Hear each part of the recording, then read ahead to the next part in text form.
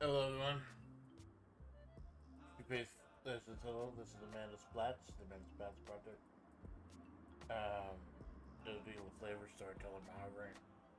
I keep forgetting my new shit, my intro. I'm working on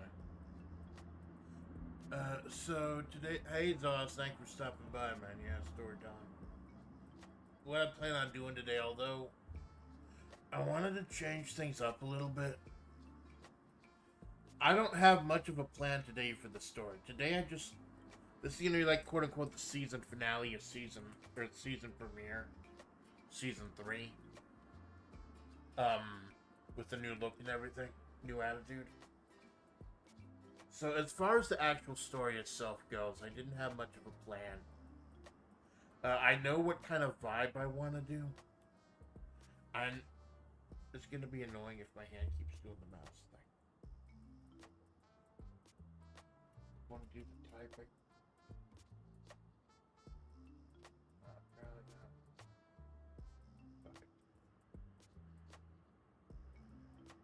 I don't have much of plans like what I'm actually gonna do, how the story is actually gonna progress. From my last bit here.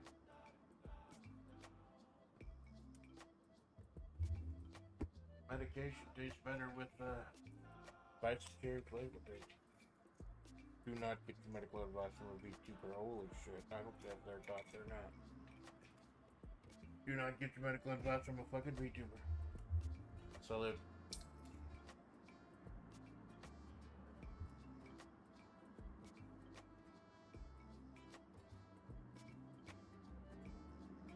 So,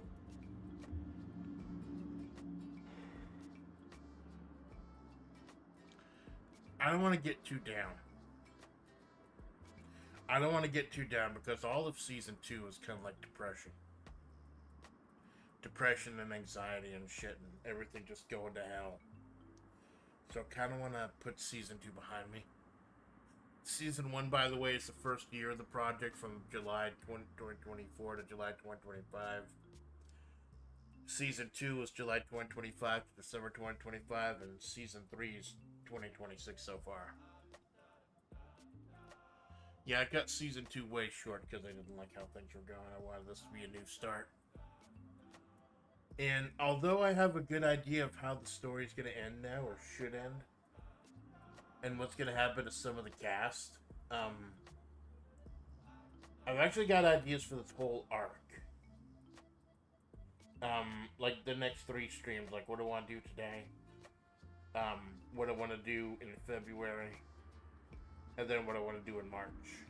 Because, you know, March is my birthday. So I go all out for the stuff I do in March.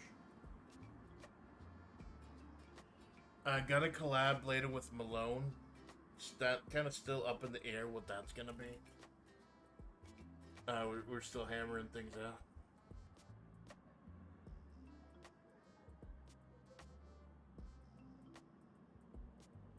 But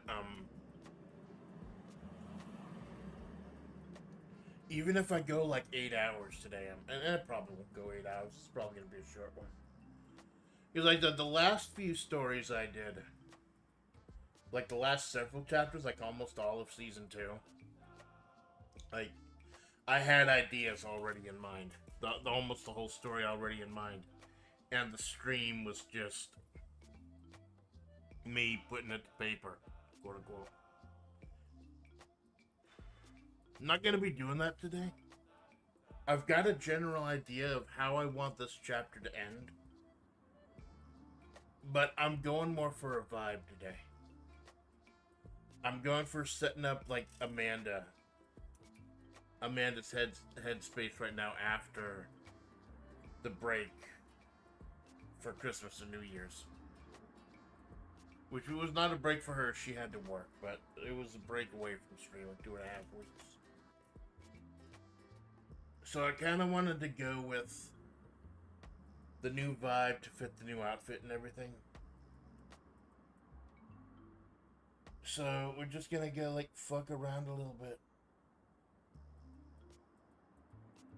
I've been trying to analyze the type of stuff I write so far, And I think I said this on a couple previous streams. It's like dime store novels, like short, um, single chapter, kind of light novel type of things. I guess the term would be light novel for this, the fucking weeb, because I'm a weebolic minute. But like dime store novel type stuff, because every chapter can kind of be read of its own type of self-contained thing. What I gotta do is I gotta go back sometime and like release full compendiums, like full rereadings of the project, like season 1, season 2, etc. That'd be cool. My mind is all over today, man. I will go ahead and admit that right now. My mind is all fucking over today. I'm gonna be a little hard to concentrate. But I'm sure once I get in the zone, once I start getting in the fucking auto zone, get back to doing what I love, would be good. Now, as far as the rest of the Wednesdays go, there's no way I'm gonna be ready for WebP, the redraft, by next Sunday, the 21st. So, the redraft is probably gonna be the 28th. Still hammering out the card. And the new draft. So WebP is gonna be 28th and then 21st. I've got an idea for a retro game stream. I need to do more of those. I like those. And those actually pull people in too.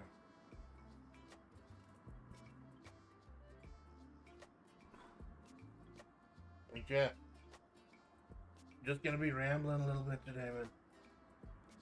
Like I said, it's gonna be kind of a short chapter. It's more about vibes than anything. I want to set the table for season 3. And then there's one distinct thing I want to happen at the end of the chapter to set up for February.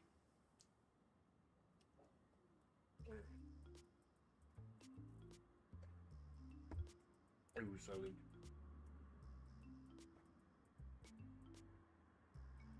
I always get a little bit of trepidation when I do the writing streams. I really do. Cause I'll show you. You want to switch over if you've never seen one of these before.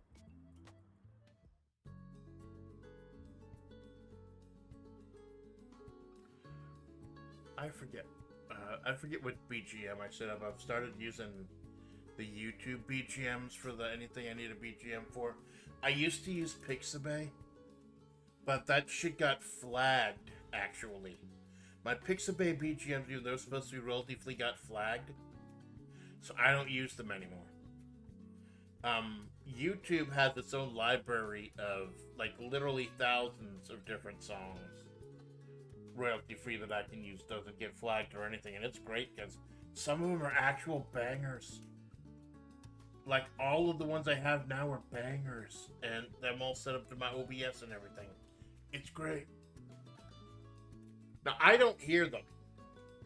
I prefer, like, to either listen to licensed music when I write, and that's not going to be possible, or just to, like, write in silence, maybe just listen to the fan going. But y'all get a little something, just because, like, there are going to be these long, like, gaps, these breaks where I'm just hyping and going at it. Although I don't know if that's going to be the case today.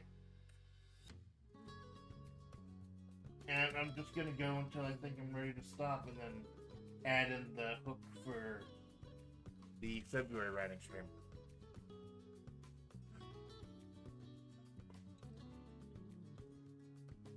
You know, if I can't hear what I'm doing, why am I wearing the fucking headset?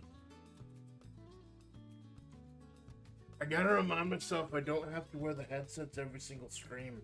Not every stream is gonna have something listening to. So y'all saw the new look. I'm gonna go more into the new look on Saturday. We're not gonna do a Friday matinee this week because Saturday is my 18-month anniversary where I'm gonna reassess my priorities. May do a little singing, may do a little gaming. It's mostly about reassessing my priorities. I like to do that semi-regularly. What's important to me, what I want to work on, etc. I've had to have a lot of thoughts recently, man. Like, and I brought some of this up during my recent karaoke stream, which I know almost nobody gives a fuck about. QRD on the karaoke streams. The Hey Jinx. QRD on the karaoke streams. I'm done doing the little 7 karaoke, the 7 song mini karaoke's, but regular karaoke is going back to full time. Because they got the brainworms about, hey, nobody cares, like even the people that whose opinions I follow the most don't care about it. And then like nobody cares about the karaoke. It's like if nobody cares about the karaoke, then that means the pressure's off and I can just fucking sing. It doesn't have to be a big event. It doesn't have to be something important that I focus and put a lot of soul and effort to. If I want to sing, I can just fucking sing. So that's gonna be a change. I'm not gonna get too into the changes and stuff. That's something I'm gonna bring up on Saturday. Now, there may be a gorilla Thursday or Friday matinee spot. There may be if I get off of work early and there's something I want to play for like an hour. I might gorilla. I don't know.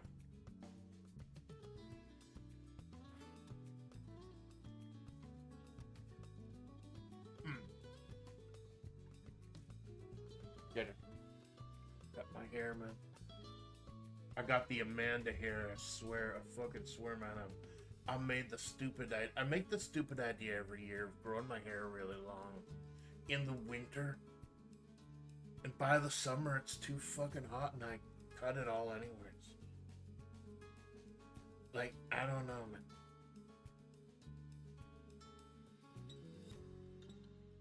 All the fuck, huh?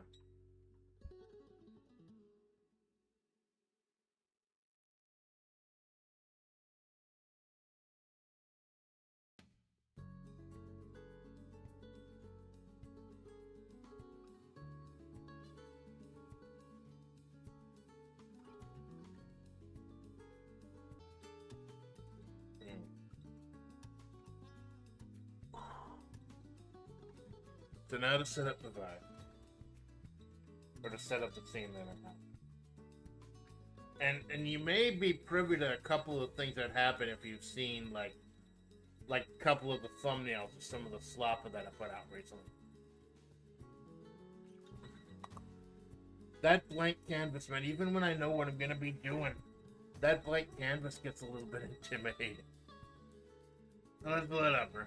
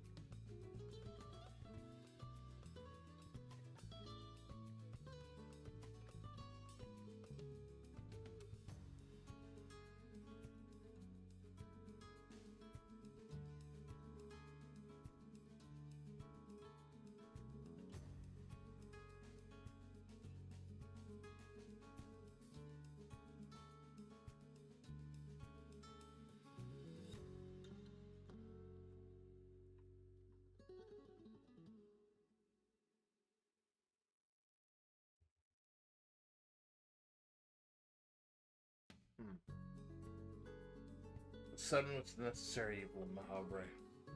Its blistering, killing heat also brought with it the light that drove away whatever eldritch things survived the wars that tainted the very sands of the autonomous desert region.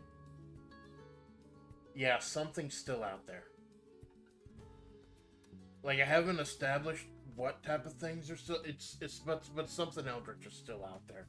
It's not just that that every grain of sand is infected. It's just things are just shit. Like time and space are bent and broken. The roads are non-Euclidean. The desert's fucked up, man. And I think maybe some of the people have been around there, especially the ones that were part of the war, don't realize just how fucked up it is. Because they've gotten used to live. I know Amanda thinks it's normal. Because she's been living there for the last 15 years. She doesn't realize. Sometimes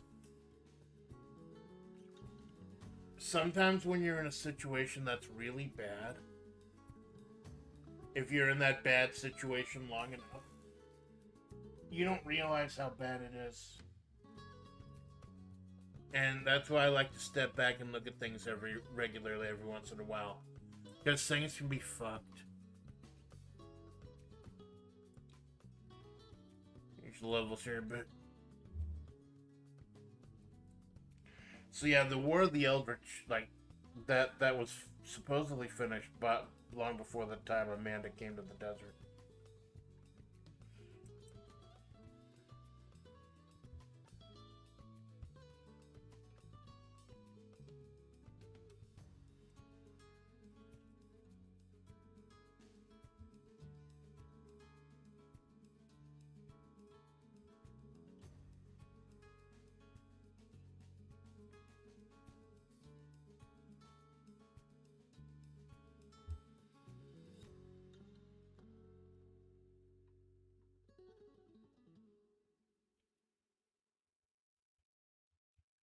Car.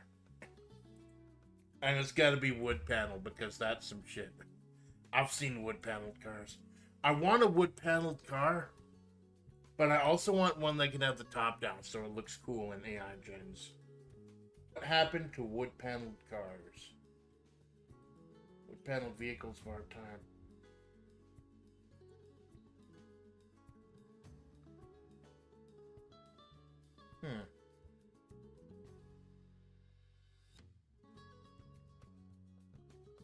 That looks interesting. I went ahead and looked it up on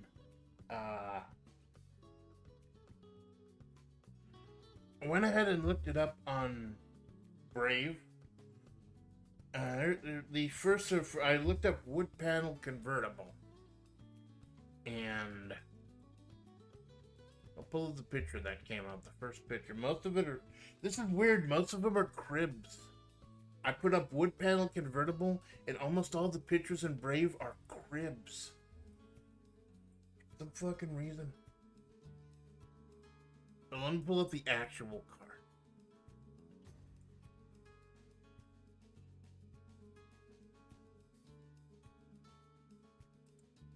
Alright. I gotta sort all my pictures. I don't have enough. I didn't have enough time to or energy to sort and organize everything like I thought I was going to during my time off. Maybe I'll do that during my birthday week. Like, I take a few days off for my birthday.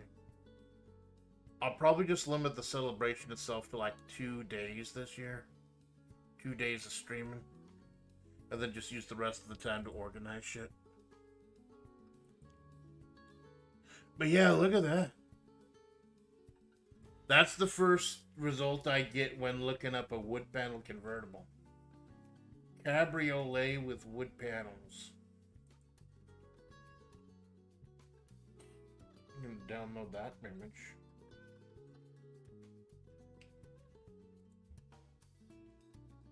That looks kind of cool. Cabriolet.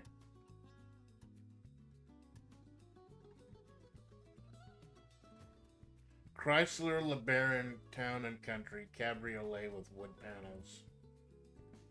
It's under r/weird wheels.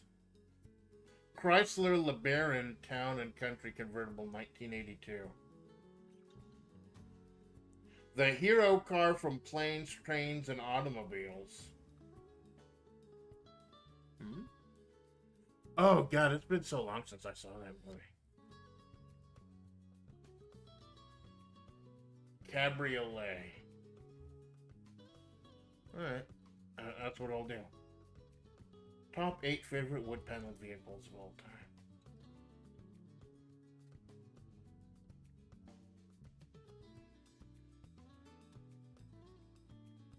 Chrysler LeBaron TNC convertible.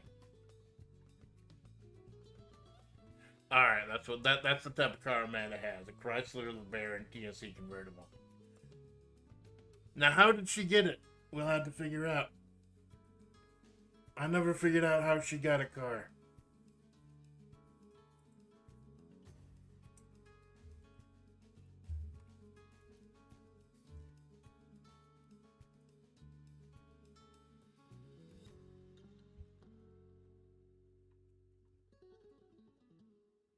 A red and black wood panel town and country convertible LeBaron. Alright. You can tell I'm trying to do a lot of really old shit in Mahavre. Like, Mahavre's way behind the times. Well, time flows differently, but it's way behind the times. I feel like I'm way behind the times. So I'm out of touch. I'm out of time. Out of my head when you're not. It's Out of Touch Wednesdays, baby.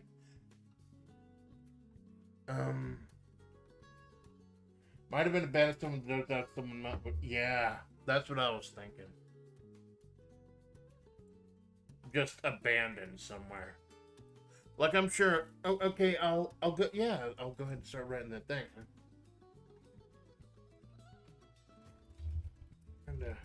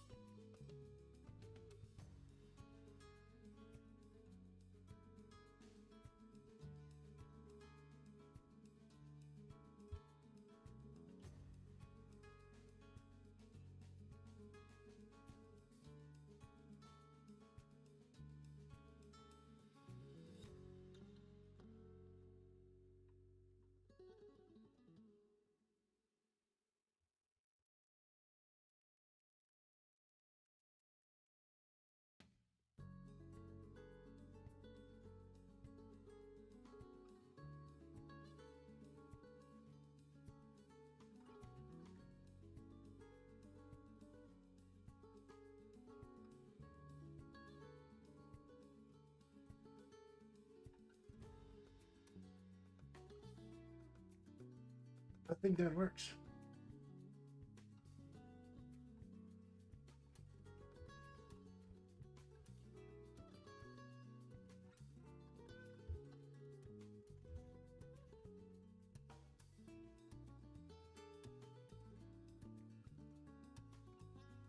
Amanda had come across the monstrosity of a car on one of her drunken walks home from the Vegas stream.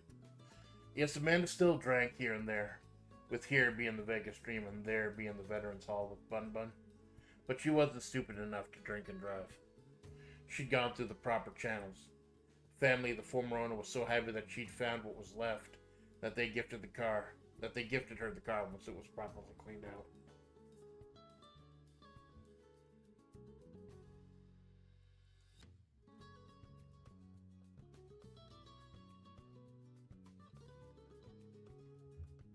That makes sense.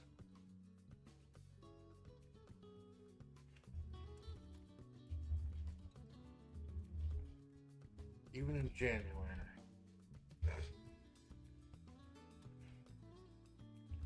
Those desert mornings.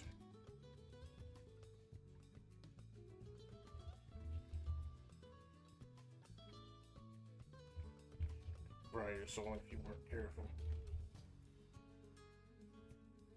So it was advantageous. So it was lucky, on top of all that, that Amanda had swapped out her usual bulky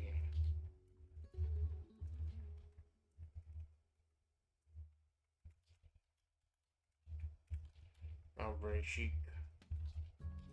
I think at the Mahavre Chic, that's going to be the name of the company that makes all the business suits that everyone wears.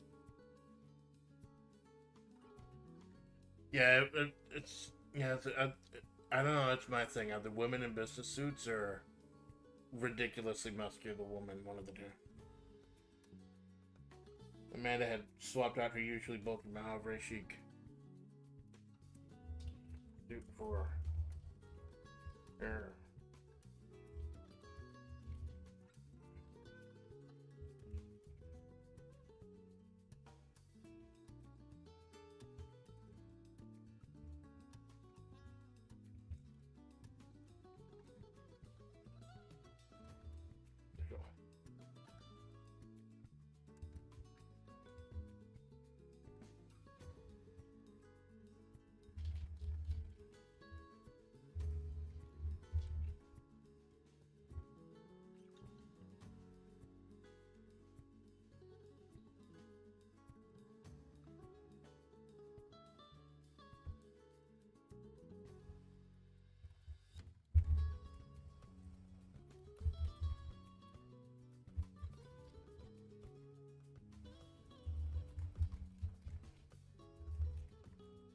By the way, it's just in case you get any new visitors coming in today, I don't care about the pronouns.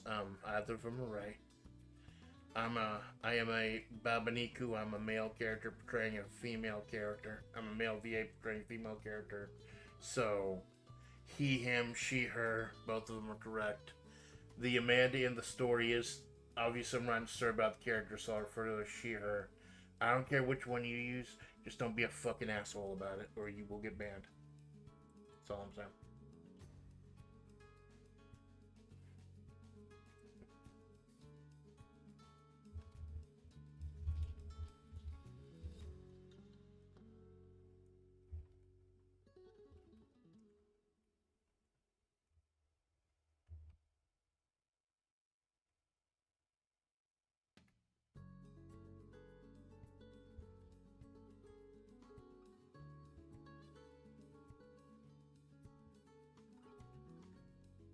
Even in January, those desert mornings could fry your soul if you weren't careful. So it was lucky, on top of all that, that Amanda had swapped out her usually bulky Mahavre chic suit for currently.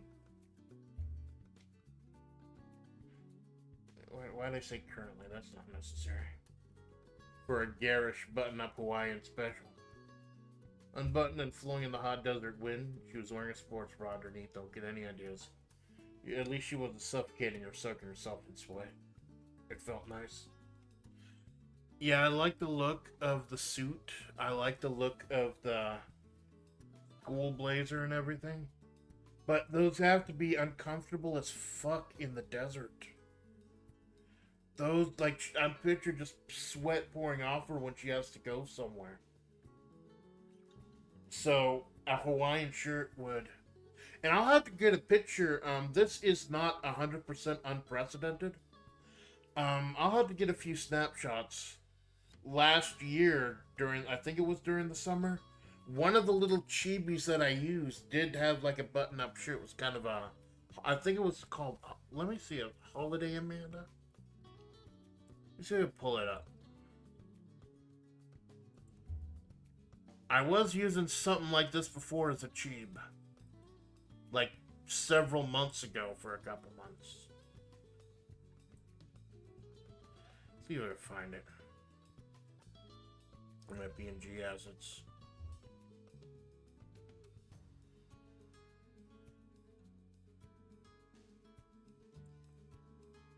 Yeah, you see? Remember this? Remember this? I used this months ago. So the new look is not completely unprecedented. I just made a 3D out of it. And actually made it canonical to the story.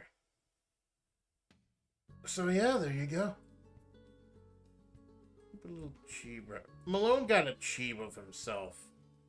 When he's trying, I'll put the little cheeb there. Get accompanied by a little cheeb. I think we don't.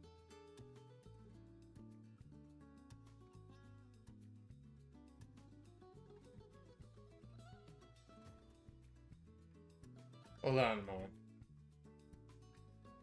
OBS is disconnecting quite a bit.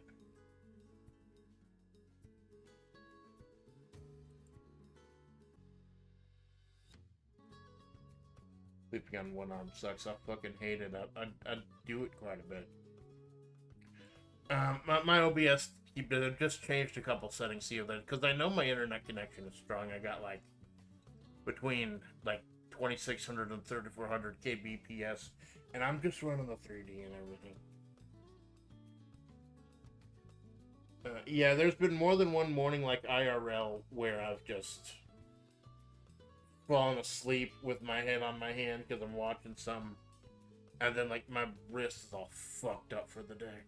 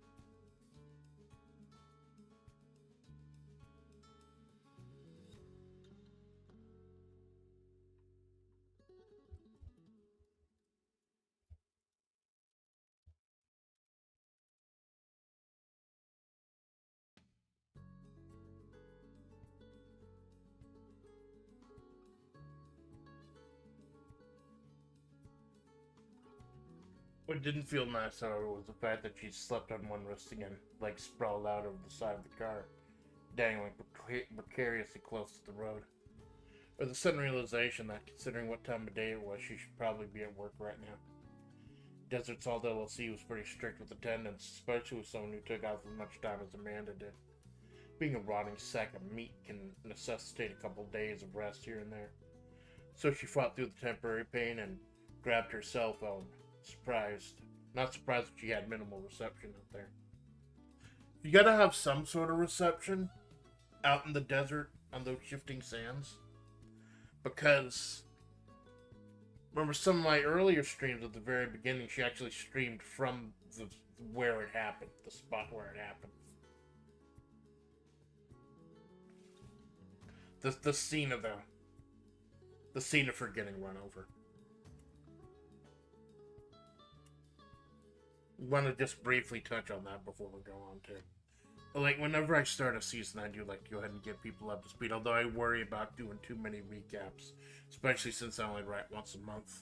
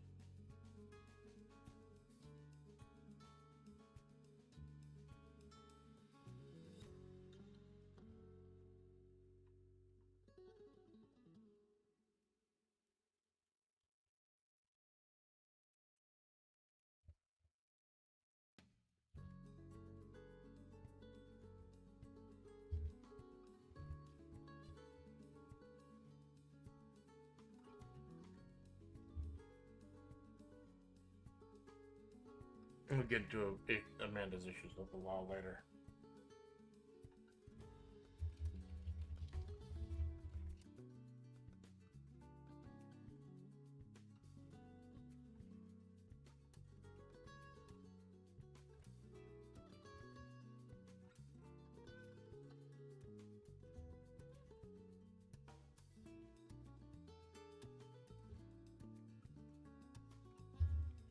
To her relief, scanning her text messages, remembered slowly crawling back up her shattered spinal cord and into her brainstem. She'd remembered that the office had given her a week off. She was integral to keeping the place going over the holidays, and then finding that police were assuming it was a body in that abandoned car, and her department head knew she would be at her logistical best.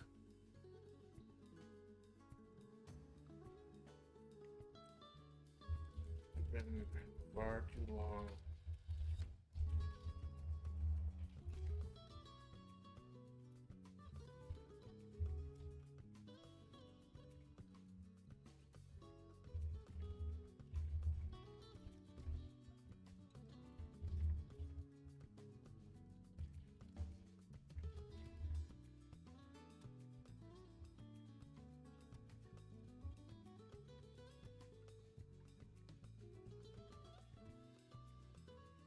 It had been far too long since Amanda had gotten a serious block of time off, and even longer since she'd spent it just getting lost in the non-Euclidean roads of Mahavri. I almost wonder if she'll end up finding a new spot.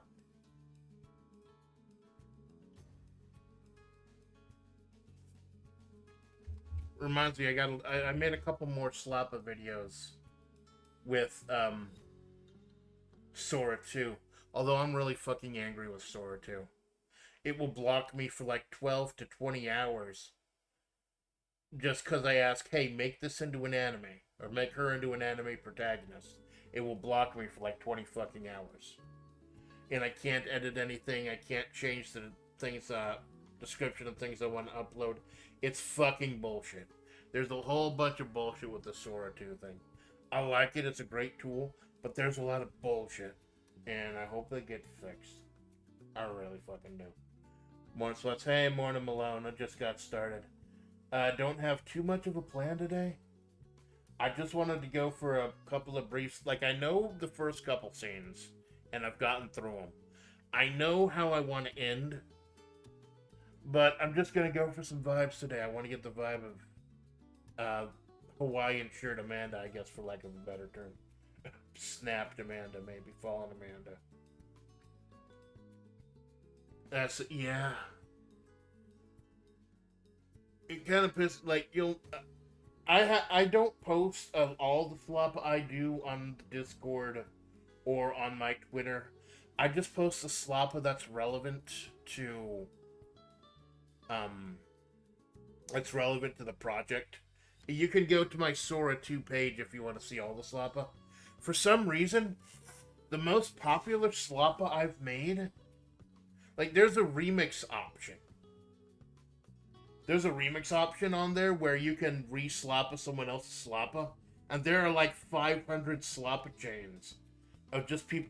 For some reason, my most popular sloppas are magical girl transformations. Like, there's a magical girl holds up like a strawberry, and she's magical girl strawberry. Vanilla, magical girl vanilla. I made magical girl cheeseburger. And I made magical girl ace of spades and magical girl fruit chews. And for some reason, those are stupid popular. Slop of 8 seconds and thirds, man. Even more than that. It's massive chains. Like, you see all these dots at the bottom of how many people have remixed things. It's kind of hilarious. It's fun. But like I said, the guidelines will fuck you up, and I know I'm not the only one, because there are long sloppy trains about people getting pissed off about the guardrails. It's like with the AI art I used to use for my thumbnails and stuff. Like, the guardrails have gone up, and now the stuff I used to use doesn't even give me anime looks anymore. I have to use the GPT 4.0, and that's got its own problems. So the project is going to look a lot different, not just because it looks a lot more professional now, with the overlay and everything. Oh, also Malone, you remember this? I used to use this chi back in the day, like months ago. Like, I think it was last summer. So the new outfit isn't completely unprecedented. They kind of had a little preview of it back then. I just went ahead and made 2Ds and 3Ds of it and made it a canonical outfit. Because it's a lot more comfortable than that fucking suit. Has it changed? Oh god, yes, it has changed so fucking much, and it infuriates me. Like, I asked for a couple anime gens this morning. Now I won't be able to post anything till like 7 p.m. tonight. Just because they asked to make her into an anime protagonist. It's fucking stupid. Plus, you know, a lot of AI is just cannibalizing in on itself. Like, all the slop is starting to look like sloppa. Because it's drawn on all the sloppa. It's crazy. I'm taking the word sloppa back, by the way. I got in a couple new communities. Like, I got into the Buriedborns community. Because I was surprised that Buriedborns is still as popular as it is. And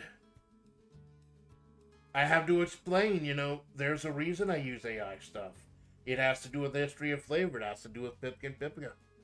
And how it started in the first place. And I did my whole elevator pitch in the Buriedborns wiki, Buriedborns Discord. I hope I didn't drive anyone off.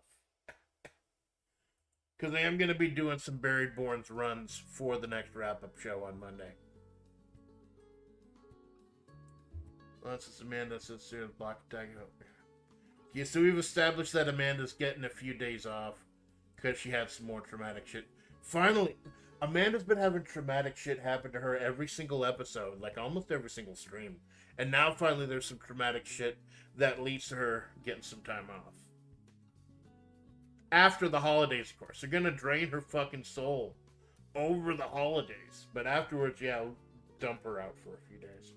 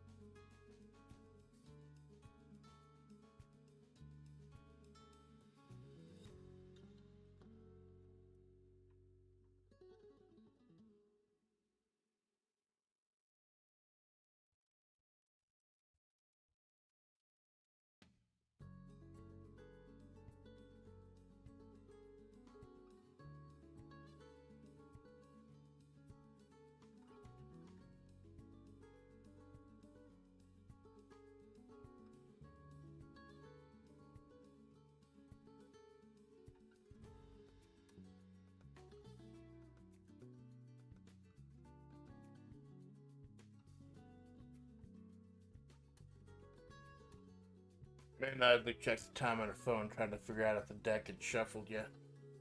I tried to figure out a simple way to describe what happens in Mahavre.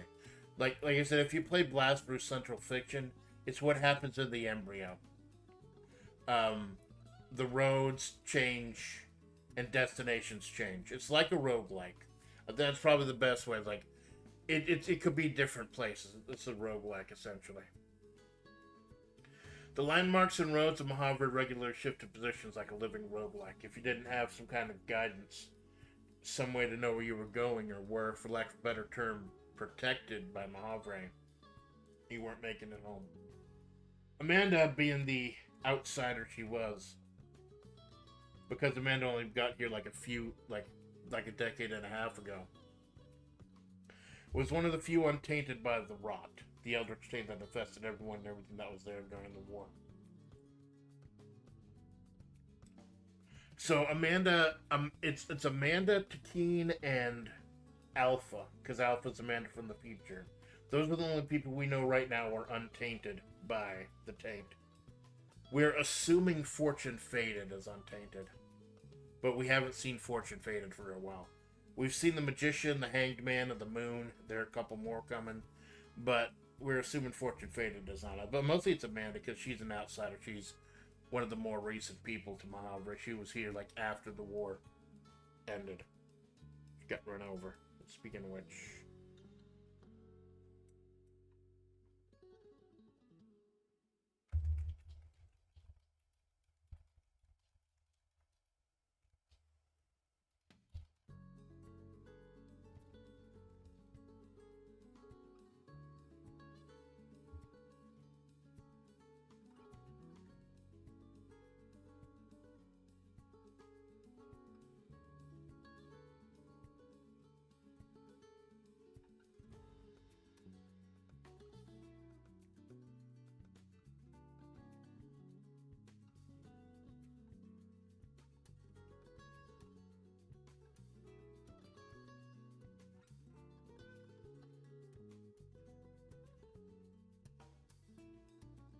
I assume of all the roadkill, all the things that have died on that road, maybe there was at least one human.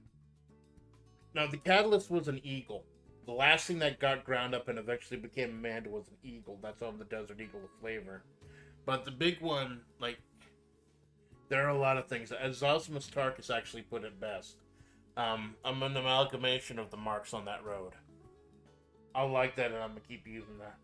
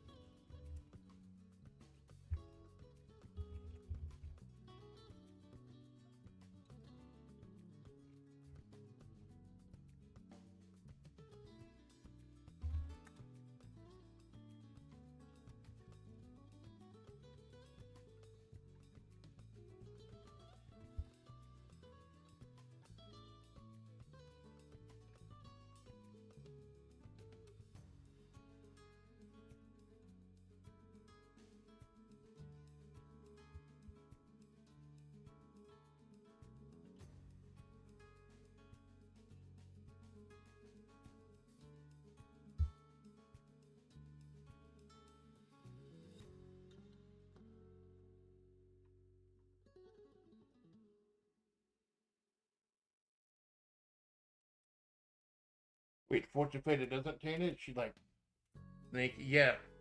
The reason things became tainted was the war between the Eldritch and the Red Desert Army and the military. Fighting and killing hundreds, thousands, possibly millions of Eldritch things tainted the blood. The blood tainted their sand and the roads and everything. And while that war was going on, it infected the people involved as well. I believe Fortune Faded only came to Mahavir a few years ago. It was shortly after. It was sometime after Amanda had become Amanda, because Fortune tried to recruit Amanda and make her the wheel of Fortune, so to speak. Because Fortune is the devil. Then there's the Moon, Hanged Man, Magician. There are a couple more we haven't met yet. They tried to get Amanda to be the wheel. Talking about major arcana. So now Fortune's has not been here long either. Yeah, she's Gorgon. Like, I think it. I'll have to go over the previous writings to. Oh yeah, she's Greek. That's it. She's Greek, so like she's actually descended from the ancient Gorgons, and she's just here to fuck shit up. But I have a whole chapter planned on them too. But yeah, QRD Greek, please understand.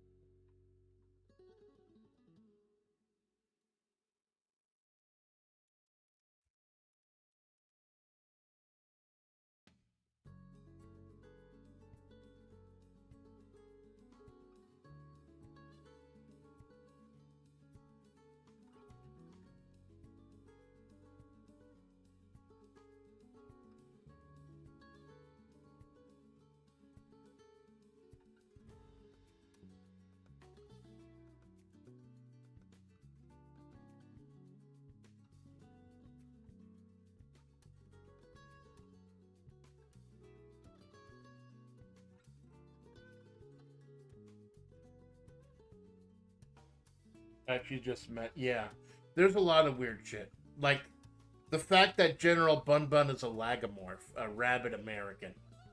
Proud lagomorphic American. That has nothing to do with Mahavri of the Eldritch Rod. She just is. Shit like that just happens in this world. Like things of all time. I guess that like you can suspend your disbelief a little bit more, cause this is the VTuber sphere. Like we got a cosmic caramel, and a dwarf, and a dimensional hopping dragon, coming through. No. Dead Mac's not a dragon. Dead Mac's a chimera. My apologies. Yeah, you can suspend your disbelief a little bit more. The story can be a little bit more fantastical because it's in the world of VTubing. It's fucking great.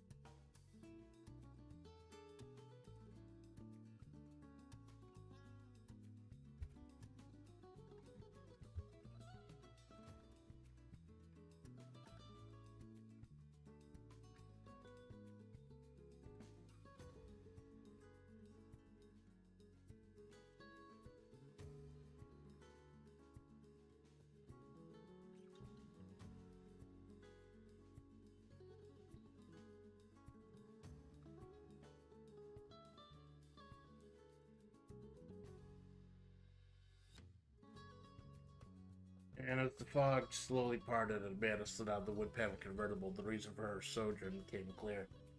The massive black stain on the highway that never went away even after all these years. Where it happened. Malone, I took you out to where it happened on our first ever collab. You remember that?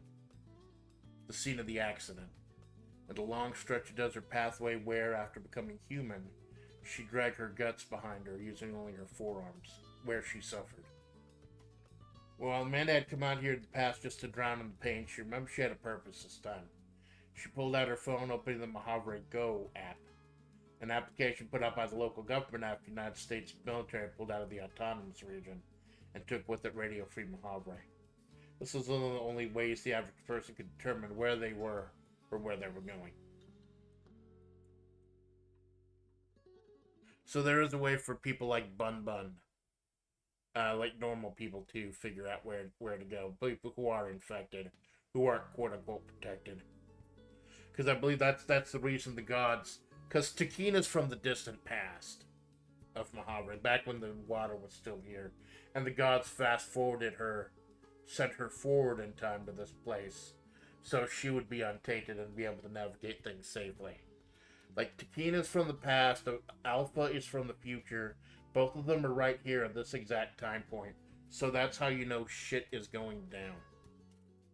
And after being kind of a face in peril for like a year or so, it's time Amanda started actually fucking doing things. Like, Amanda's actually going to start being a protagonist in the story instead of just a bystander.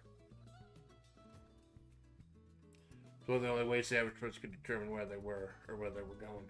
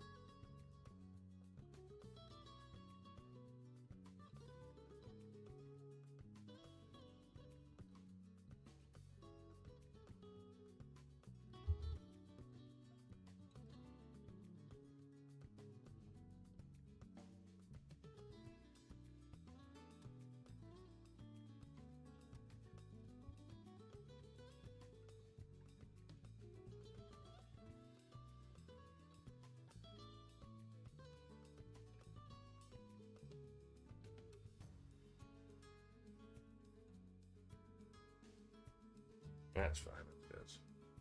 This is one of the only ways the average person could determine where they were going. After reloading the app a few times, she finally got the definitive answer on where it happened. State Route 22. Of course. The little blackjack addict got run over on State Route 22. Busted. Because 21, that's blackjack. But 22, it means you went over and you automatically lose, so... Yeah, she got it on State Road 22. I thought that'd be pretty fitting.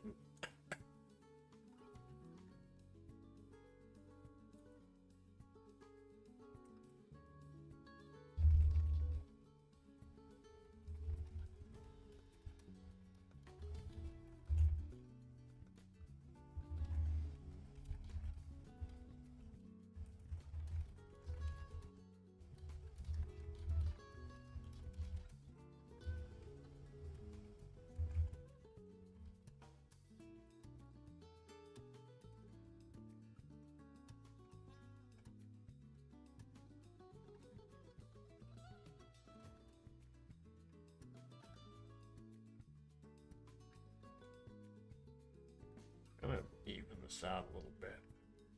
I like having the noise of the typing, but it's a little bit uneven with It's kind of wobbling around on here. Gotta fix that. I use a USB keyboard. It's a lot more comfortable than the thing that's built into the laptop, because I have the laptop elevated on a tower, just so like air out and everything.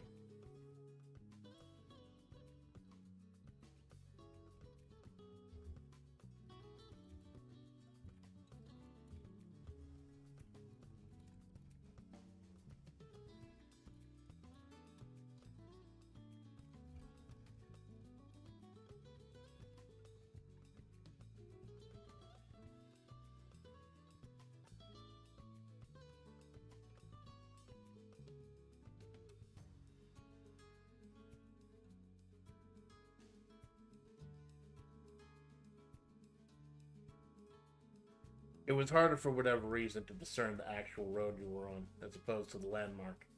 But SR-22 led to where she suffered, the road that led to Sand Ruby's. The path, it's not a path, it's a road, it's a path. She pulled out of the ditch. The dirt path that led to Sand Ruby's cave. Now she had easy access to an important landmark that she'd need to visit again and again. I think we've established that Sand Ruby's not doing well. Even though she's a god, an emissary of the gods, she's rotted as well. Partially because of the horrible shit that happened to her. And partially because of Mossberg. Attorney J. Mossberg Malgraves. Who is, controls some of the Raw.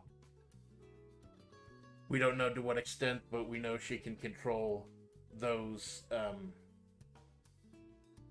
the women outside of the cult, those on the edge of town. The cult that parked itself outside of Sand Ruby's cave.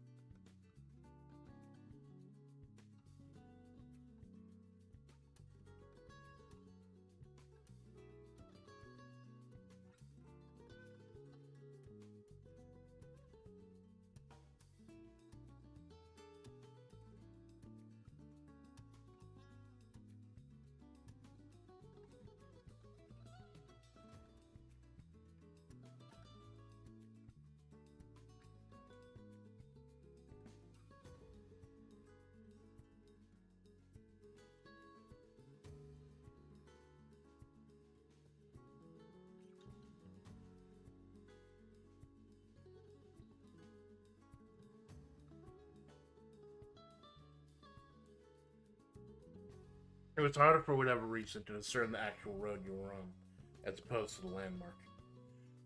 But SR-22 led to where she suffered, the dirt path that led to Sand Ruby's cave. Now she had easy access to an important landmark she'd need to visit again and again. As she fumbled around the front seat and found the half-eaten double cheeseburger she'd saved for herself from last night, another careful scan of the area confused the roadkill. The black stain on the road was still there. That was never going away. But the Isekai truck that had run her over was gone.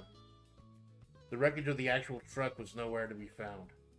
It had just been blocking SR-22 for the last 15 or so years since Amanda had been here. Now it's just... Amanda tried not to put too much of thought into it, chowing down on a cold fistful of french fries. It was probably just the city clearing the roads. So yeah, the truck is gone. If you remember, during my debut, the truck was there. And for my first week or so of streams, I had a fire sound effect going on, indicating that I was actually screaming in front of the burning wreckage of the truck, which had been burning for like 12 to 15 years. 12 years or so. And now it's just all gone. I kind of hope this is a subtle note that things are escalating, things are picking up, things are changing in the Havre.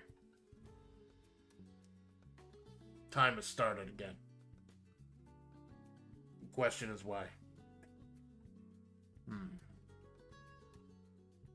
Okay, so she's done what she wanted to do.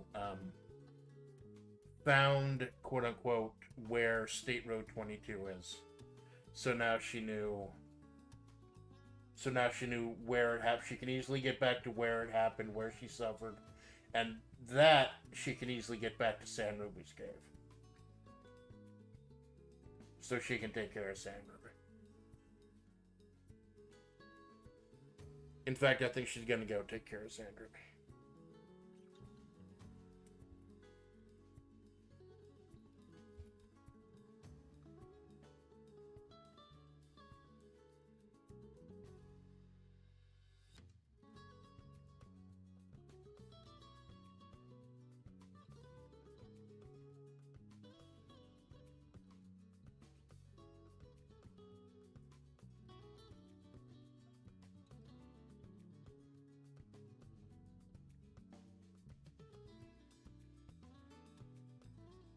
Yeah, if she leaves the car out there, someone is gonna take it.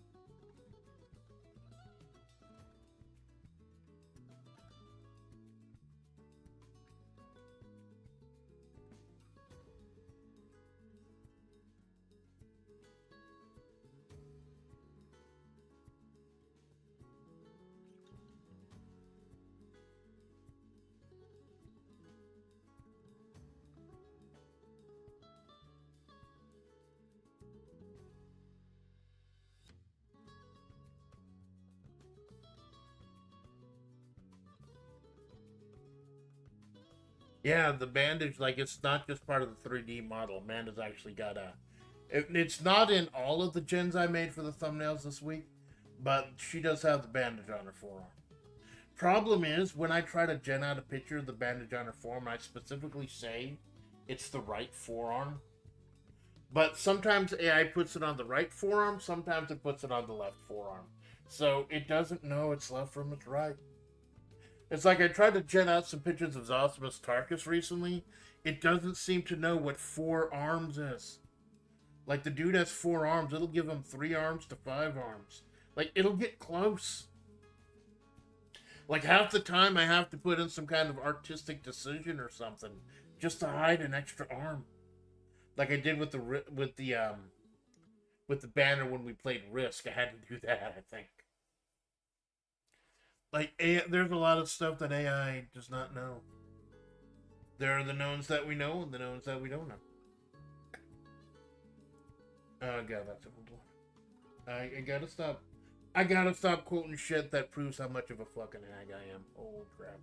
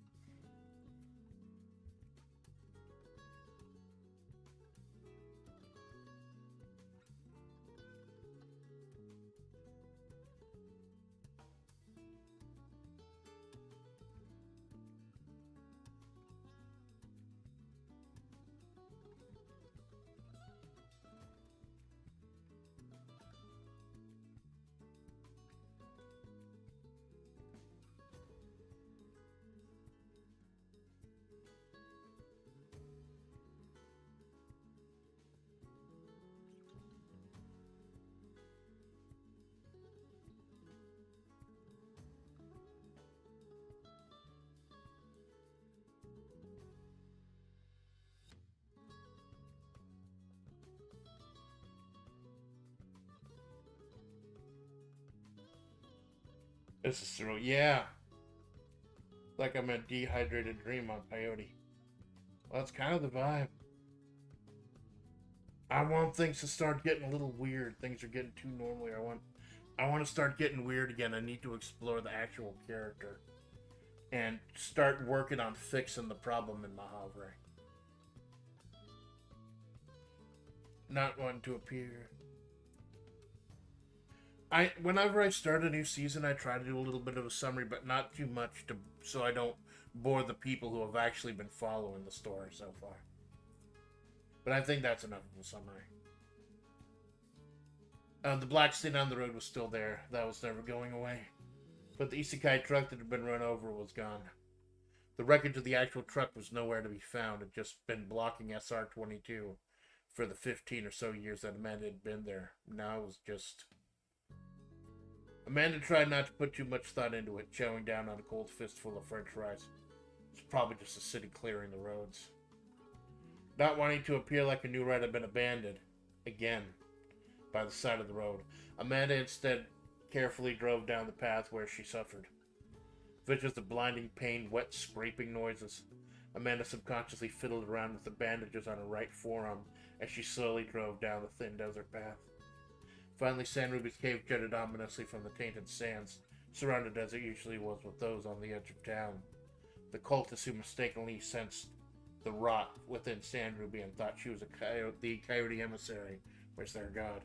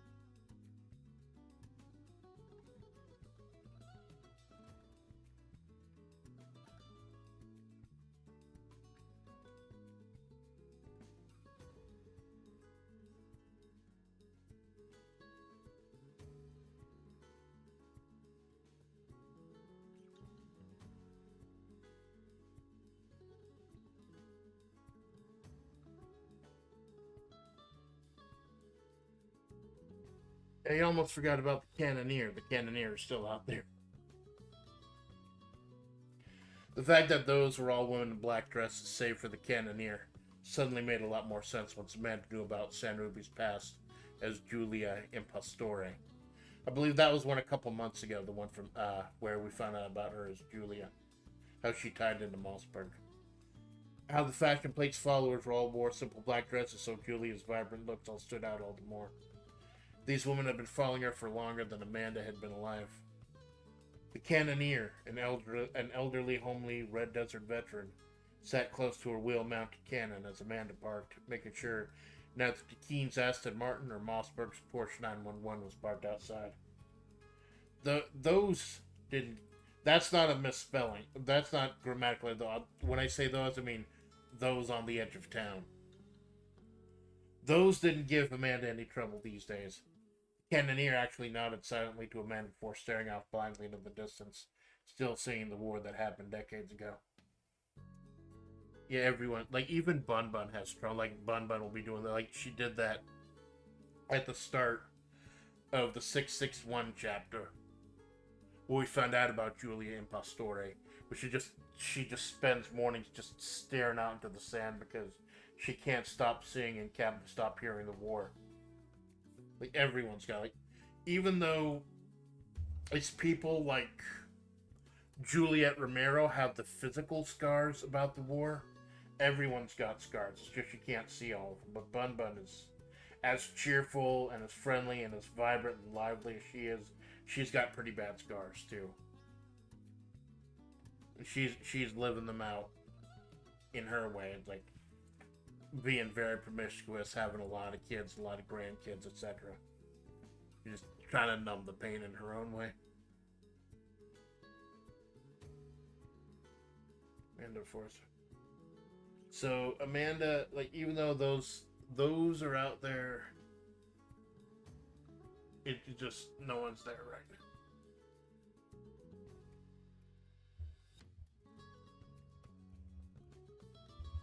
I think Sandy's probably still got the beaded curtain.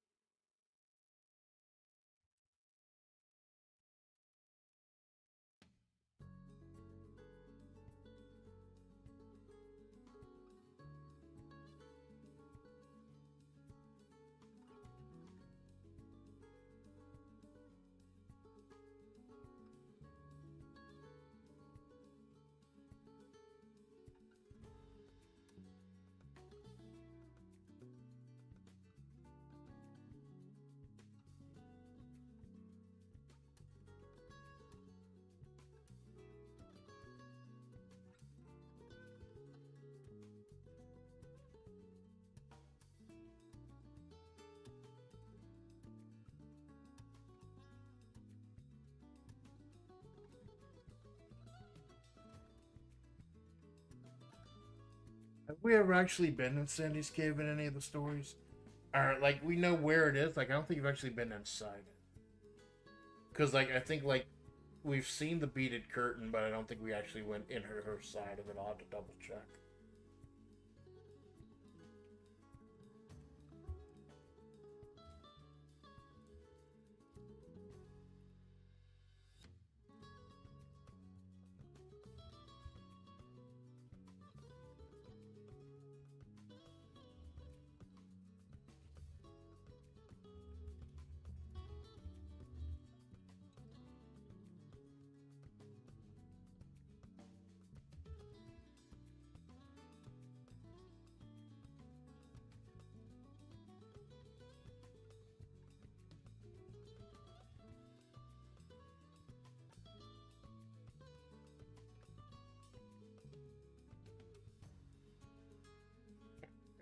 Of course I did.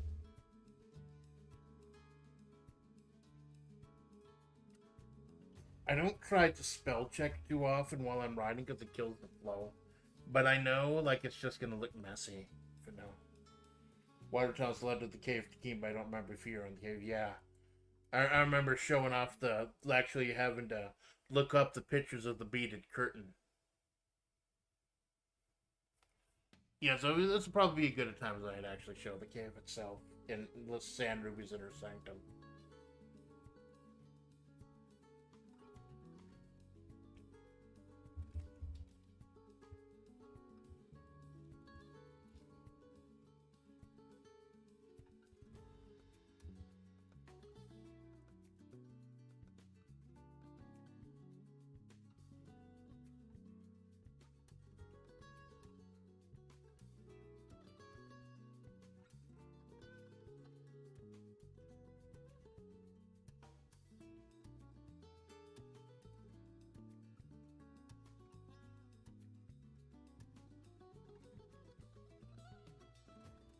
You can kind of tell between the women in suits, the wood panel station wagons, beaded curtains and stuff. There's a type of vibe I'm going for with Mahavre type of style. Ratty attempted elegance by forcing something that hasn't been installed for decades onto the desert landscape. It's like a lot of older shit. The Mahavre, the way the time flows differently here, it's way behind the times. Things are just fucking broken here.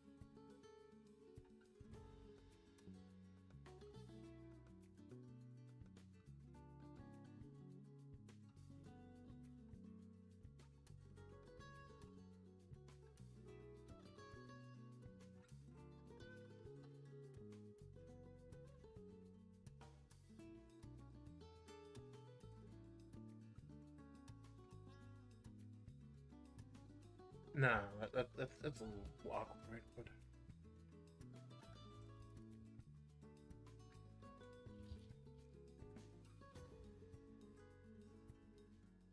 yeah, the fact that Sandy is tainted as well, that whatever it is, you can actually taint a god. Um, that's supposed to let you know this is some serious shit, and that's why it's even scarier that Mossberg can actually control it.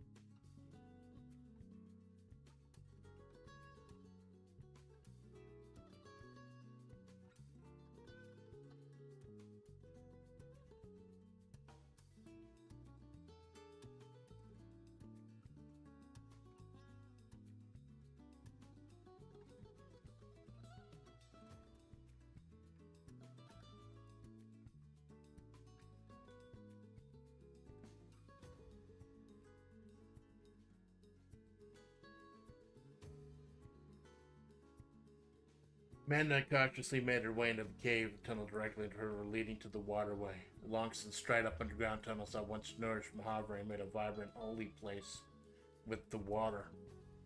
Those few who knew about the waterway also found safe passage here, as those sacred tunnels were unchanging.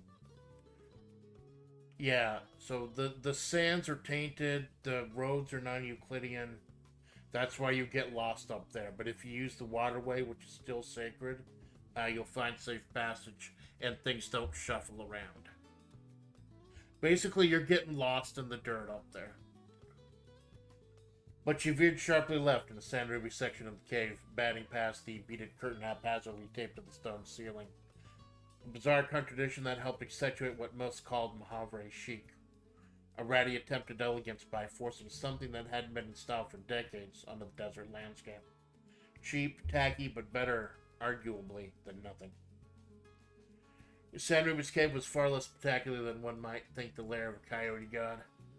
She didn't need much. Before the rot, she didn't even have to sleep.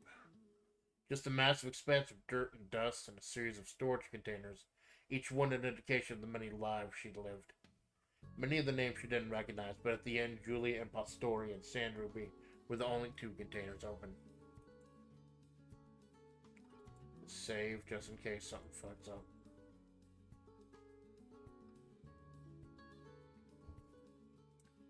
Save at State Road 22.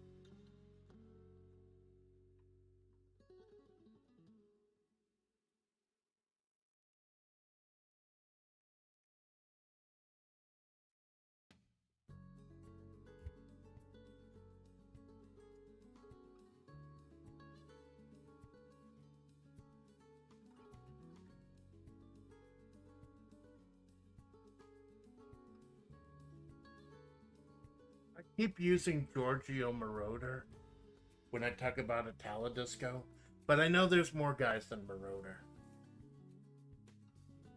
Let me look something up.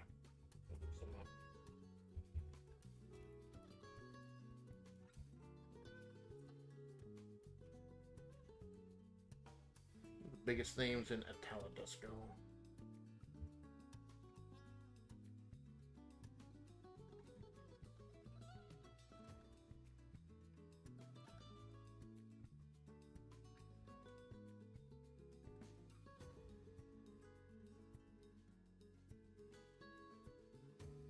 Oh, Sabrina! I remember that song "Boys Summertime Love" by Sabrina. That's a cool fucking song. I'll have to pull up the URL and post it somewhere. I remember that song.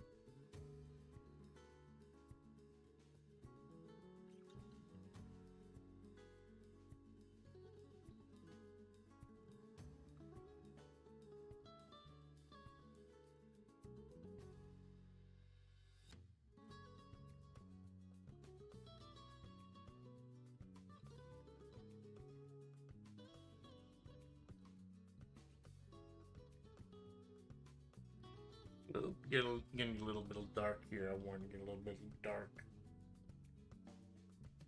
San Ruby's cave was far less spectacular than one might think the lair of a coyote god. She didn't need much. Before the rot, she didn't even need to sleep. Just a massive expanse of dirt and dust and a series of storage containers, each one an indication of the many lives she'd lived. Many of the names she didn't recognize, but at the end, Julie and Pastori and San Ruby were the only two containers open. Crumpled in a heap, wearing a face she didn't recognize, was the ever-shifting Ma-E, the coyote emissary known as 1,000 names to 1,000 people, ever-changing. The powerful figure of Mahavre, the one whose hand had once moved this desert world, was crumpled up on a pile of rags, listening to Sabrina on an old hi-fi.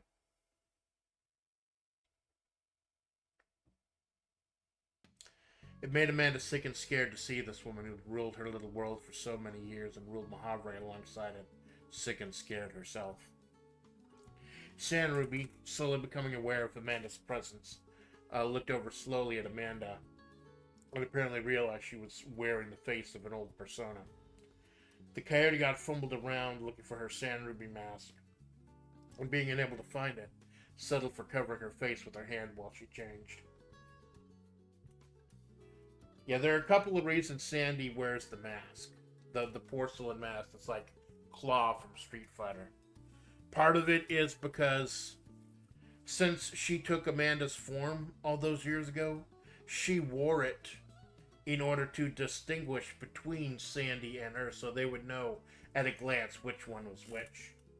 But also she does it so she can change forms without you having to see the transformation.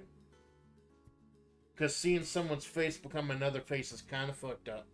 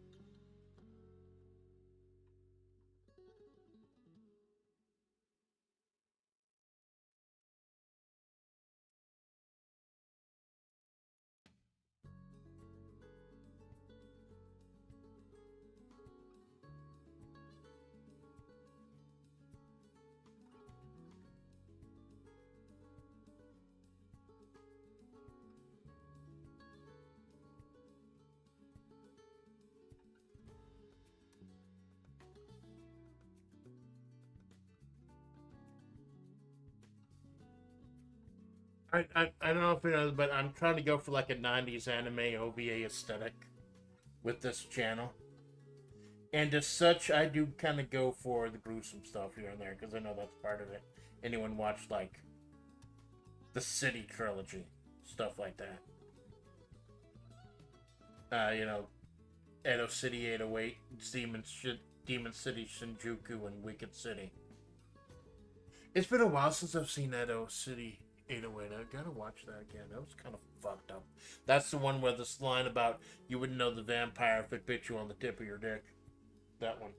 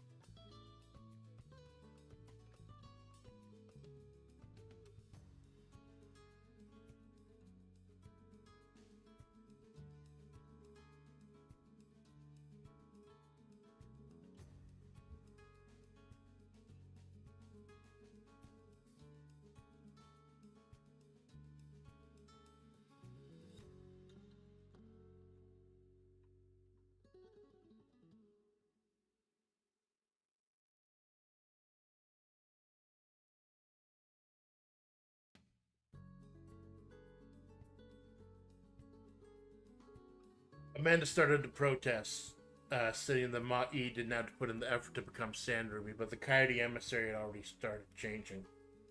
It was always strange to see the transformation without her wearing the mask to hide her face. Behind the hand, Amanda could see her eyes splitting open and restructuring, bones breaking and tearing the skin, flesh being recarved, blood and viscera. Eyes and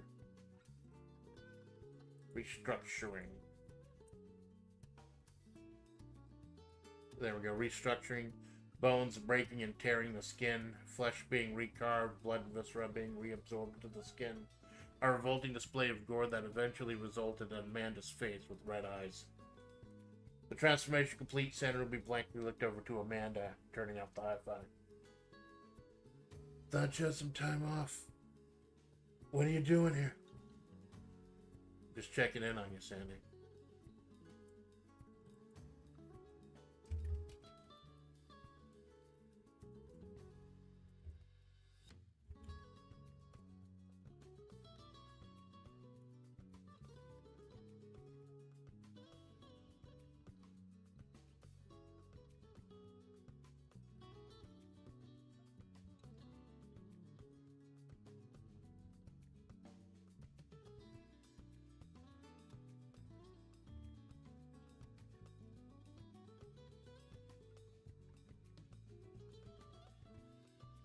Sand Ruby vaguely nodded, slowly getting to her feet with Amanda's help.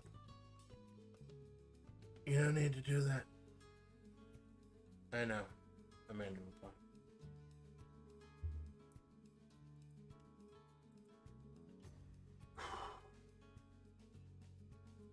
Y'all know I'm a hag, so you know my parents are hags, and my grandparents.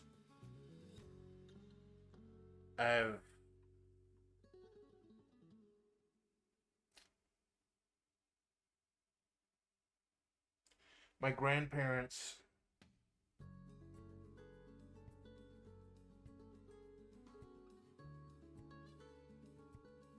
I need to be right back.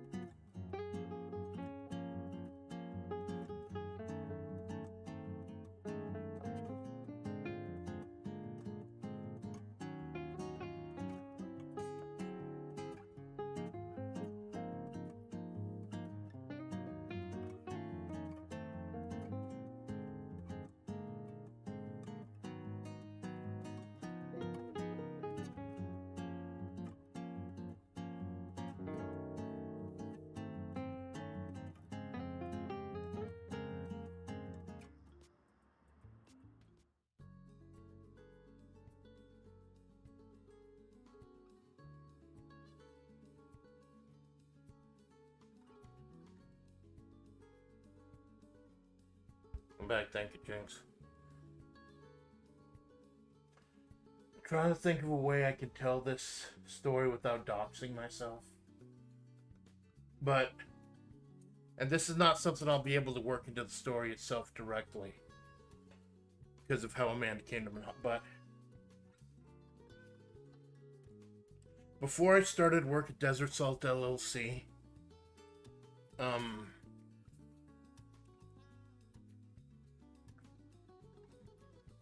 I had a job where, over the course of that job,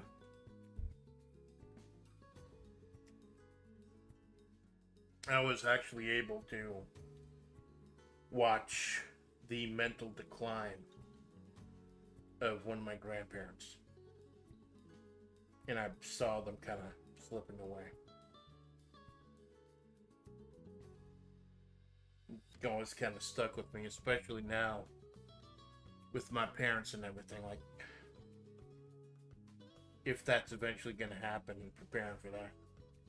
Luckily, Sister Goldenhair actually lives right down there with them.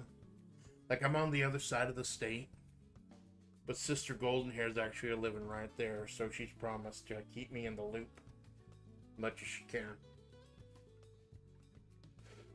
I don't want things to get too dark in Mojave. They've been too dark for too long. I want there to be a fantasy element of this. But they say to write about what you know, man.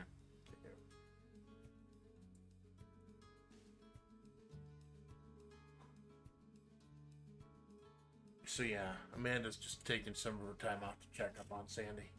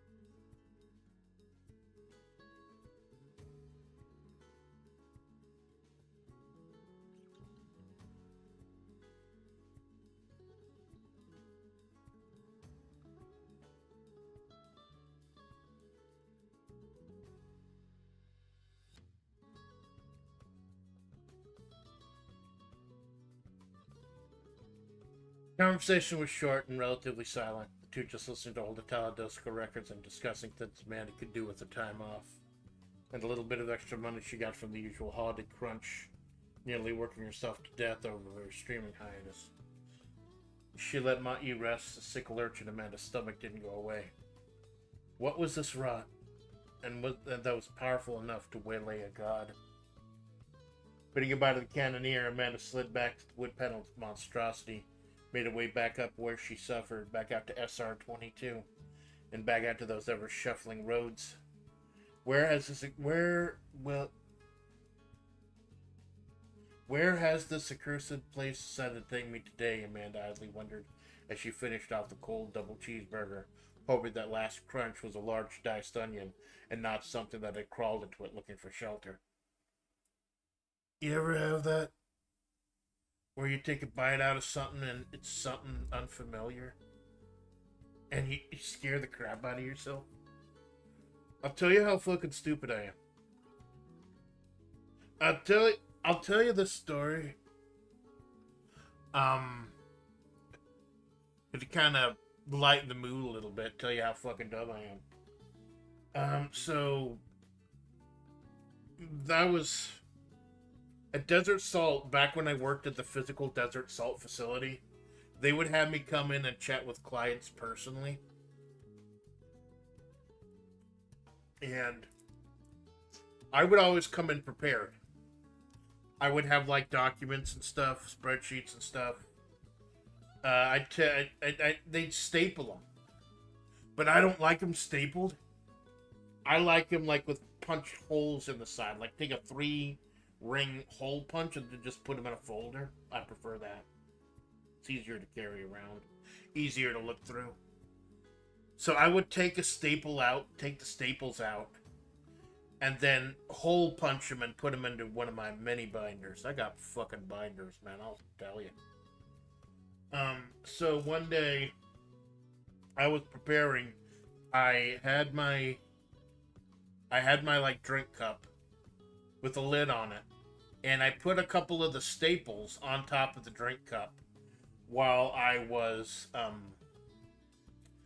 correlating the papers, putting them in the folder, in the binder. And then I look around, the client's almost here. I look around, and then I look at my drink cup, and I'm like, where did the staples go? And I'm like, oh my God. Did I, in my hurry to try to get ready for a client and make everything nice and professional looking, did I swallow staples? That's how crazy shit got over there for a period. Like, I asked, like, I was Googling, can you die from eating staples? Like, apparently no. Or maybe. Like, I didn't fucking die. But I was fucking warm. Yeah, it's unsettling. Jeez, yeah. And I had to speak to a fucking client, like, minutes later. After being fucking dumb. So, good news, nothing came of it. I'm hoping that they just, like, fell off into the carpet or something. But, yeah. If they land on, yeah, they can rip, yeah. That's what I was terrified about. Luckily, nothing happened. So maybe they just fell off to the carpet. I don't fucking know, but I was just... For the next 3 days, I was monitoring every single bowel movement I had. I was horrified. It's one of the few times in my life where I was horrified. I think I had reason to be horrified. Like, I almost wanted to get the guys to check the security footage so I could see if I swallowed those staples or not. Oh, man. I got a laser like focus at work. Like 75% of the time it's great. 25% of the time it fucks me over because I end up swallowing staples.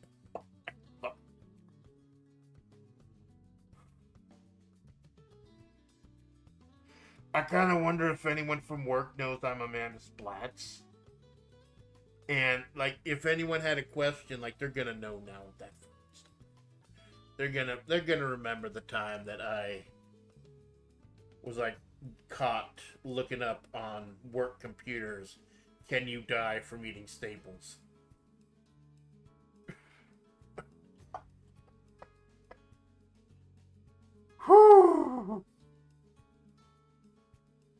Be careful, man. Oh, thank fuck! Like, everything is digital these days. It's like the man said, everything's computer. Everything is fucking digital these days, so you don't have to worry about that shit. Because we were already scared. Because I got there shortly before the pandemic started, and that's why I have so much cloud over there right now, or used to at least. Because I barely missed a day of work during the pandemic.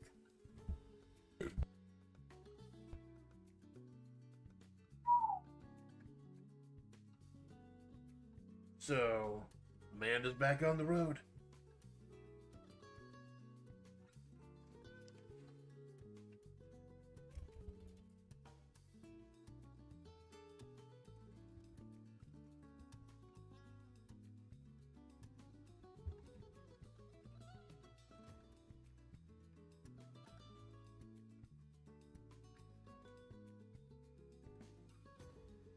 Hmm.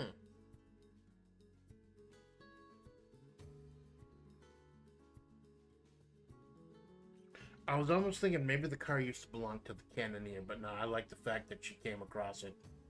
That's a cool idea. I think that she came across it.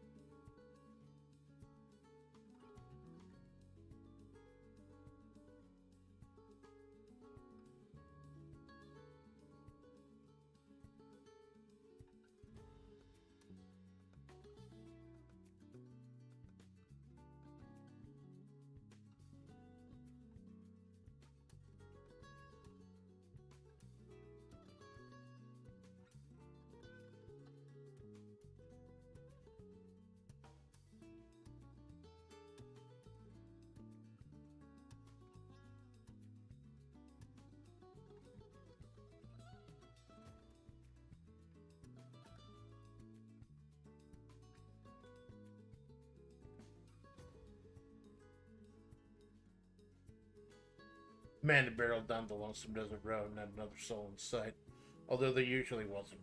With radio-free Mojave no longer an option, the roadkill had to settle for whatever radio stations permeated the broken time and space around Mojave. That meant an eclectic mix of the hits of today and the sultry sounds of yesteryear. Amanda found herself pulling over the side of the road more than once to get down the name of a particular song and see if she could pull up the karaoke version later.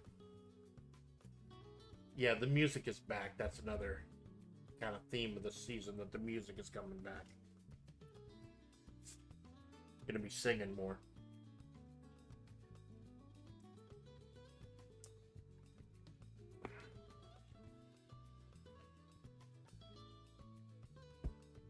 I originally didn't know what it was called.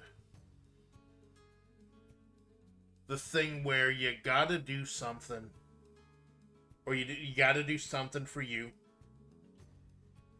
Um, And if like casual people who check out your channel don't like it, it'll get rid of them. And like the hardcore heads will stay, either because they like it or they're willing to put up with it. I figured, isn't there a term for that or something? And then I realized, yeah, filtered. My karaoke is gonna filter out what audience I have. So y'all are getting filtered a little bit more often, man. I hope y'all enjoy it.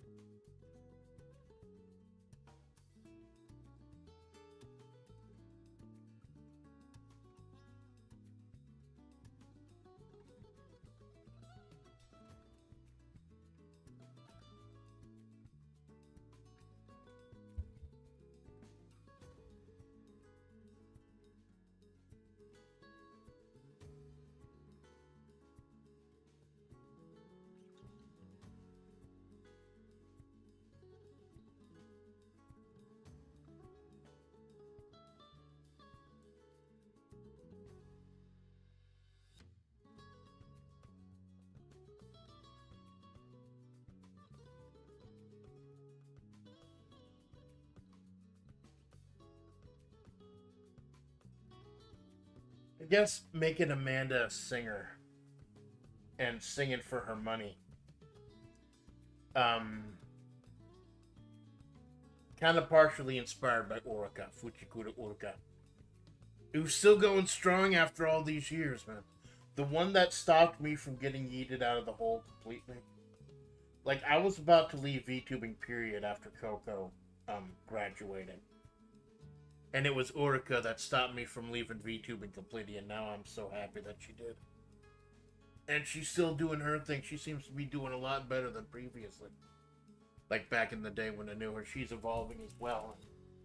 And she's evolving, she's changing and learning, becoming a better person. Inspires me to also. Inspires me to want to also. Plus, she's also experimenting with all these different characters and role plays and stuff. So, yeah. I mean, she doesn't know I exist, that's fine.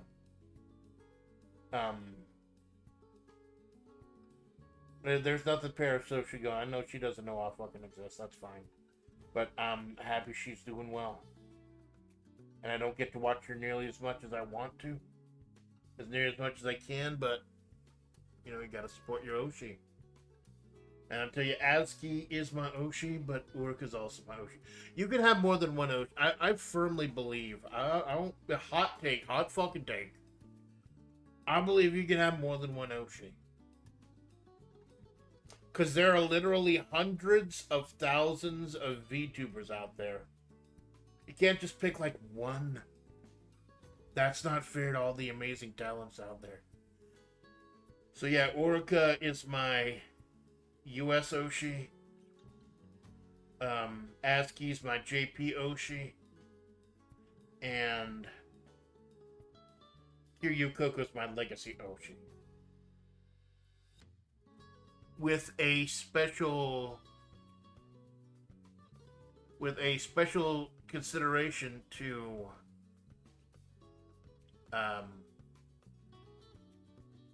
what's it, Crazy Ollie.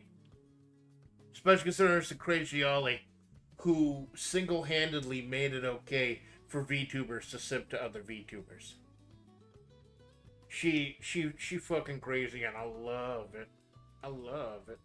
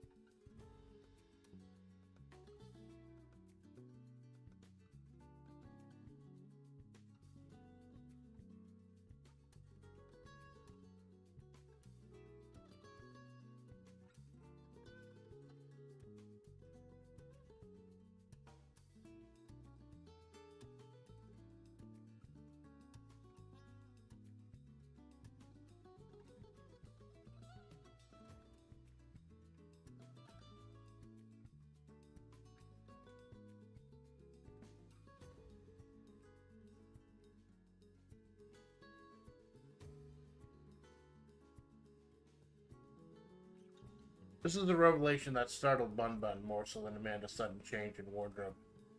The fact that she was thinking about taking singing gigs again. Having made her money plying her vocal trade in whatever bar, casino, or auto dealer would have her. The jobs were very rare to roll in, especially since so much of Amanda's time was split between her day job and her streams. But it was an excuse to get out and touch sand, if nothing else. Make a little money singing for the occasional drunk who was too busy trying to figure out if that thing on the stage was a man or a woman.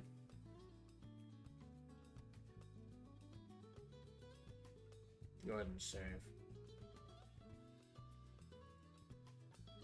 Not going to go too horribly long today. I'll just go as long as the story until I get to a certain conclusion.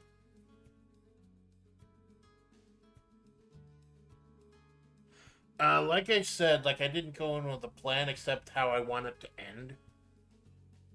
I think I'm going to start steering myself towards that now that Amanda's back on the road.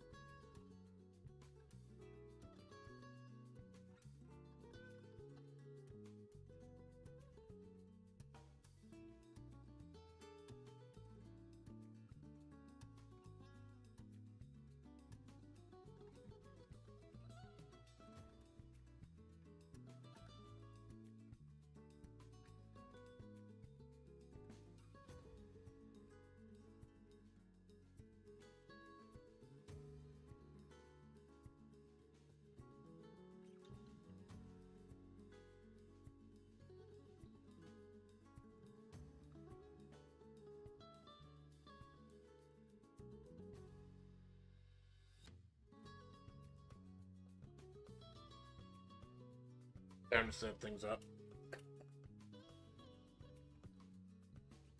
This is going to be a little bit of a departure from this tone so far. I hope it flies. I'm staying hydrated today. Even in fucking January, it's hot enough that I need to stay hydrated.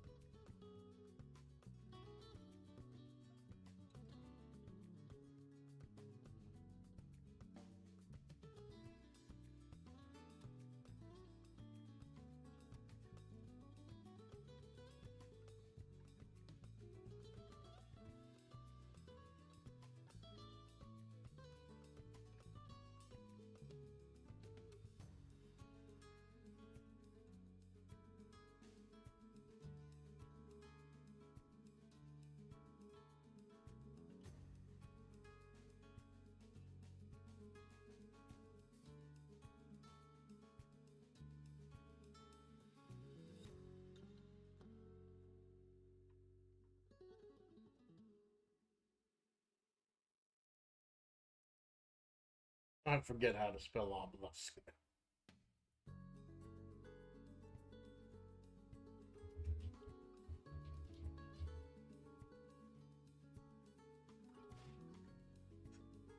Amanda, as she still did occasionally, even though she'd been in Mojave for 15 years or so, ended up coming across a landmark.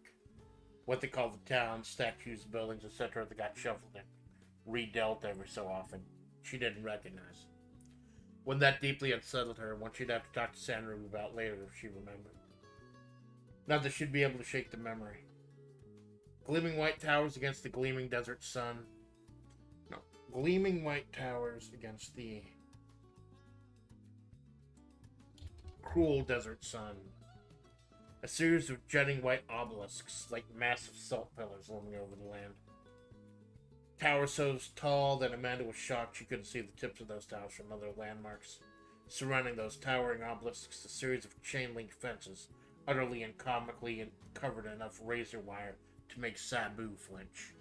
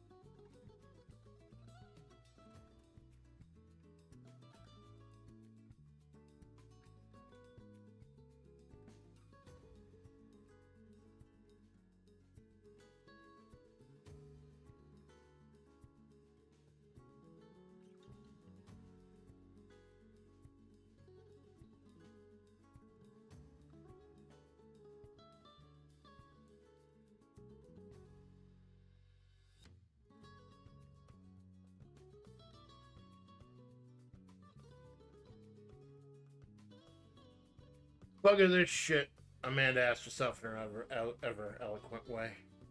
A quick scan of the Mojave Go app just brought back a 404 landmark not found there, almost guaranteeing that she wouldn't find this place again after everything we shuffled.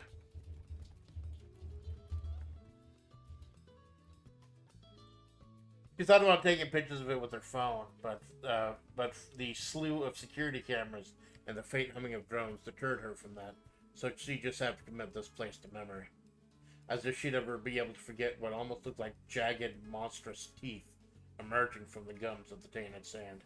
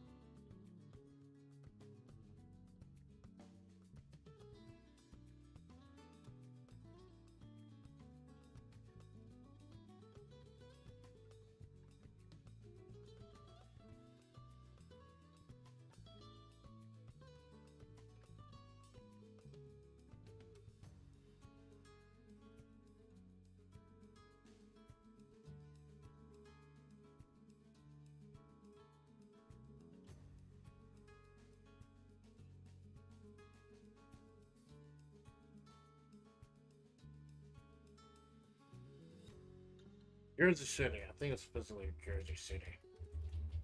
If you say Jersey City, you know it's in New Jersey.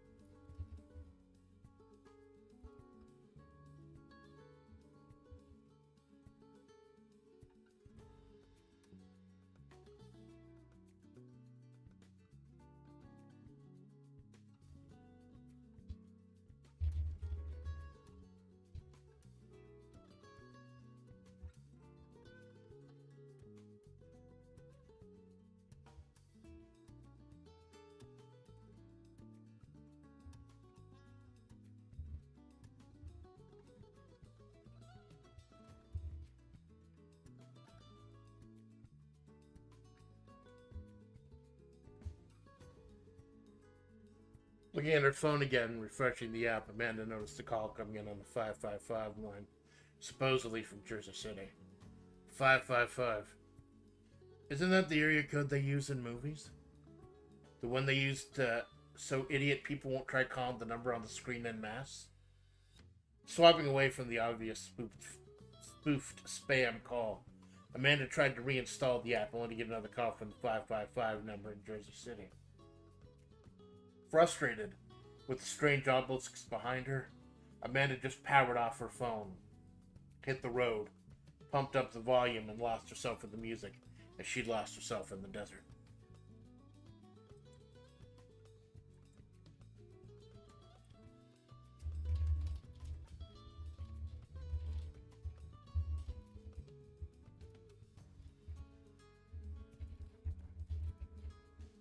Now, this is one of the big themes I wanted to get into, the fact that the music is coming back. And I'll actually talk more about this on Saturday when I do the 18-month reassessing my priority stream. I will bring this up. But yeah, the music is coming back. You notice back during my comeback, the Blackjack Zatsu, I did like a 3-song karaoke.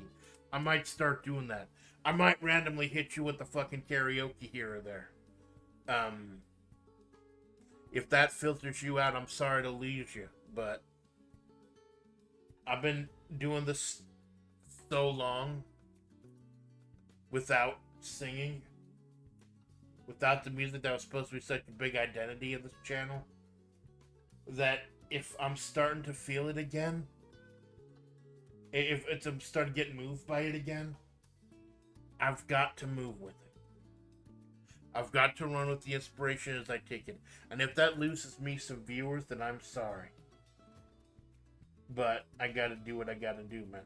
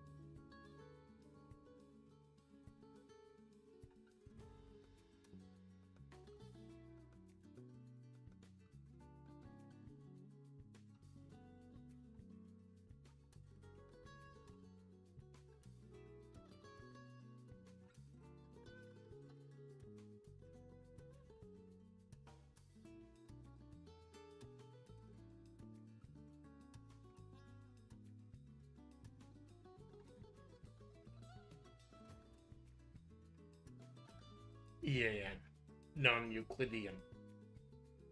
Is brain? Of course, brainworms is a fucking word.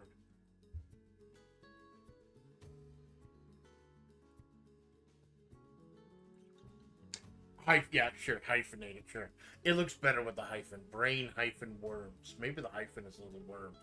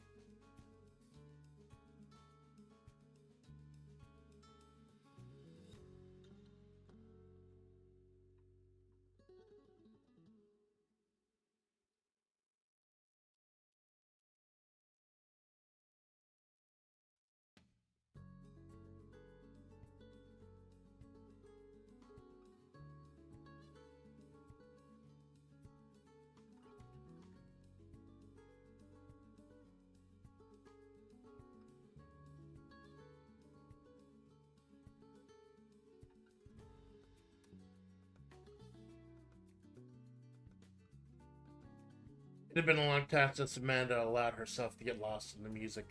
The thing that drove such a massive part of her waking life, the thing that sustained her for years, before San Ruby got her a regular job and a steady income at Desert LLC, was something she denied herself for a while. Though it was the bad experiences with the Brattlers, taking bad advice during her streaming career, her own brainworms and insecurities, the music had been driven out of her life far too long, and she was trying hard as fuck to course correct. Top down, barreling down the non-Euclidean road, belting out whatever was on the radio until her already raspy Tom Waits-like voice was sore. Listening to the same song for an hour straight while she worked, getting lost in lo-fi while grinding away. Amanda had carved a chunk out of her own identity with a melon baller, and she was still trying to viciously stuff the chunks back in. How else was she supposed to make herself whole?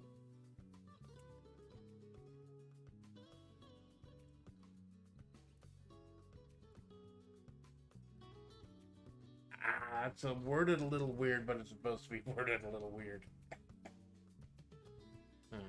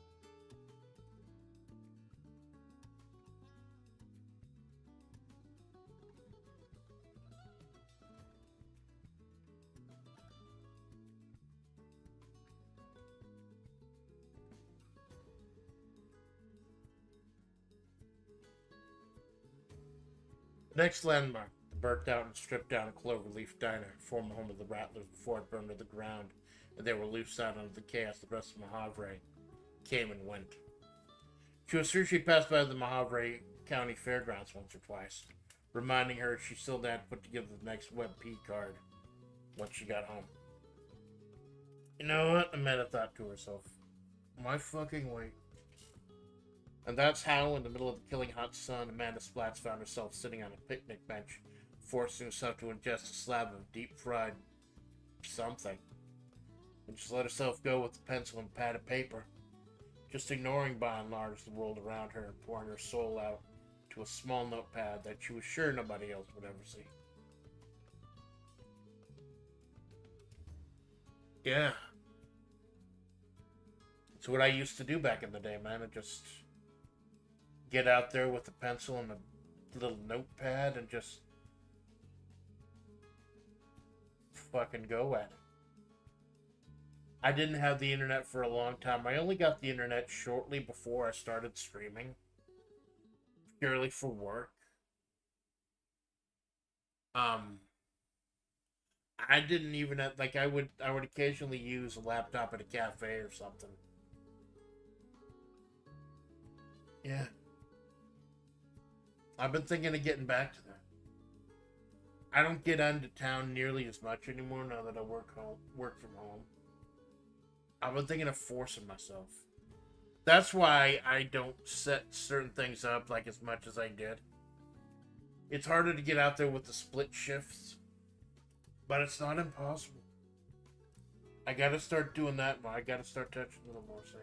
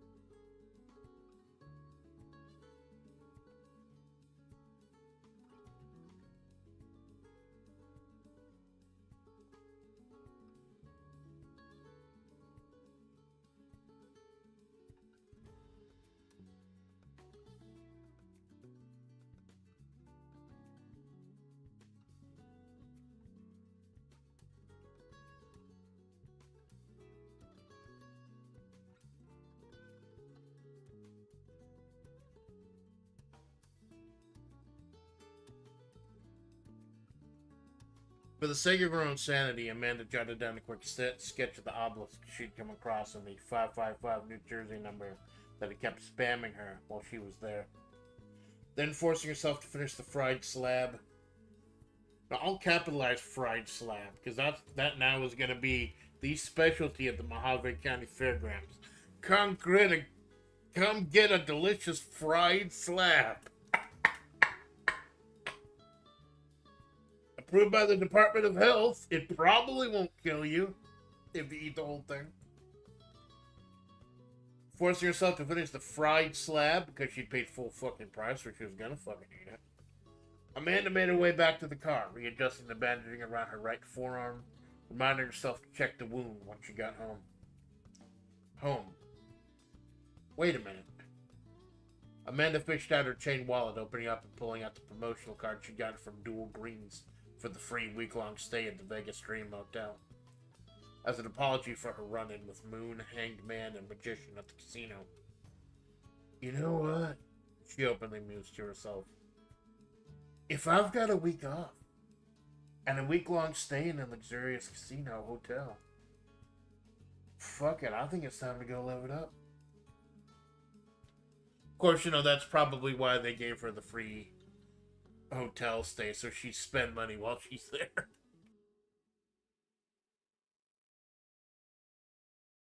If Dual Greens runs the casino, she's not fucking stupid. Like, try to stay at a Disney resort or something for like a week and don't spend any fucking money.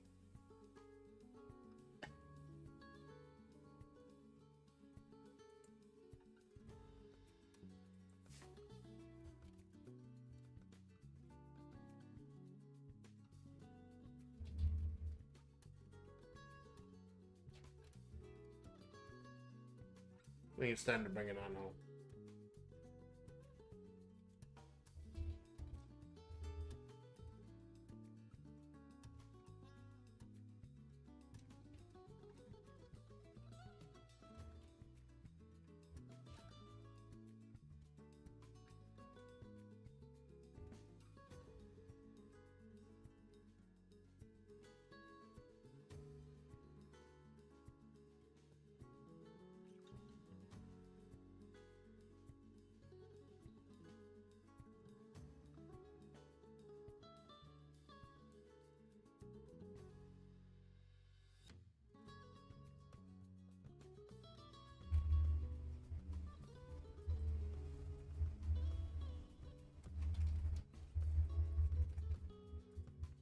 Oh, there's the capsule.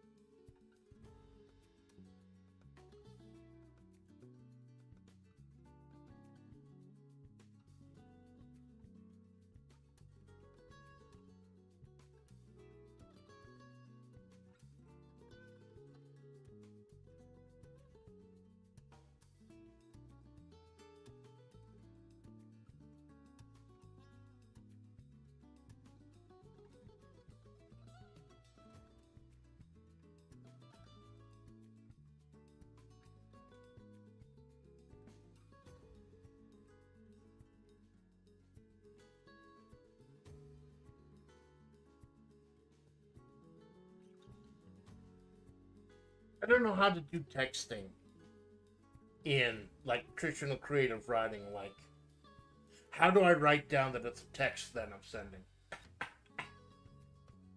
Like, obviously, if it's dialogue, it's quotation marks. But for a text, I don't know, maybe italics?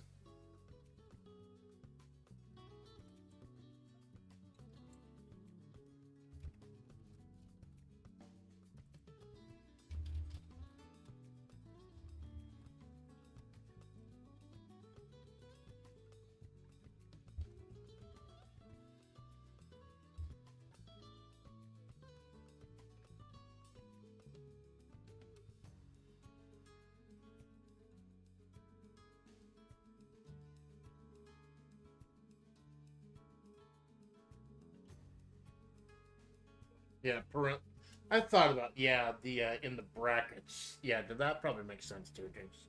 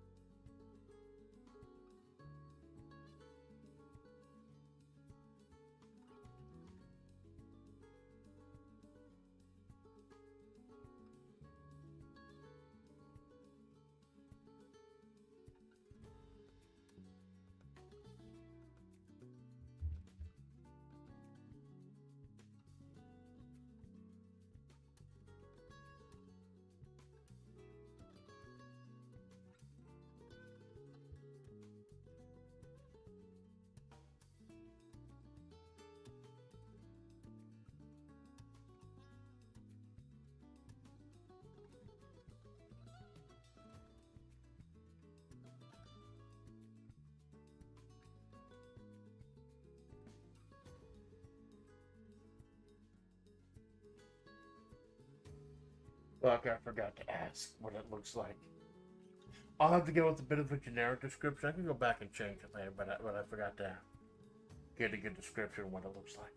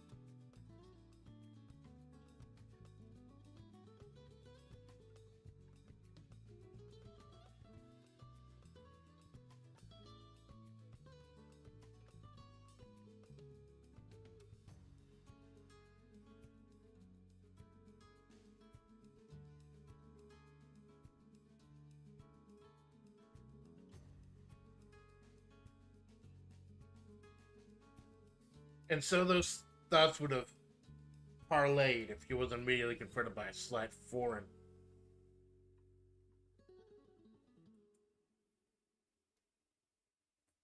By a sight. Not slight. By a sight foreign to even this foreign place. A simple text that had come across her phone that greeted her as soon as she turned the device back on. Something that gave her a genuine smile out in the fairground parking lot. Seems I've been summoned, Amanda mused to herself as she texted back. Sounds good, Amanda texted back. Can you make it big enough to contain a mid-sized vehicle? Apparently the answer was yes. And that answer came in the form of a swirling portal, a massive round wall of violet light that Amanda drove right into with no question. There are few forces powerful enough to circumnavigate the brittle and broken time-space of Mahavre. Even Dead Mac's ability to teleport exhausted him having to zip through the space-time here. But the force of the magic of her mentor, Mother Tifi, known affectionately to her little monsters as Tifi Weavy, and how she cared for Amanda, was powerful enough to draw her out of the rotting sands of Mahavre and out in front of the majestic spires and sweeping vistas of one Castle Brightlock.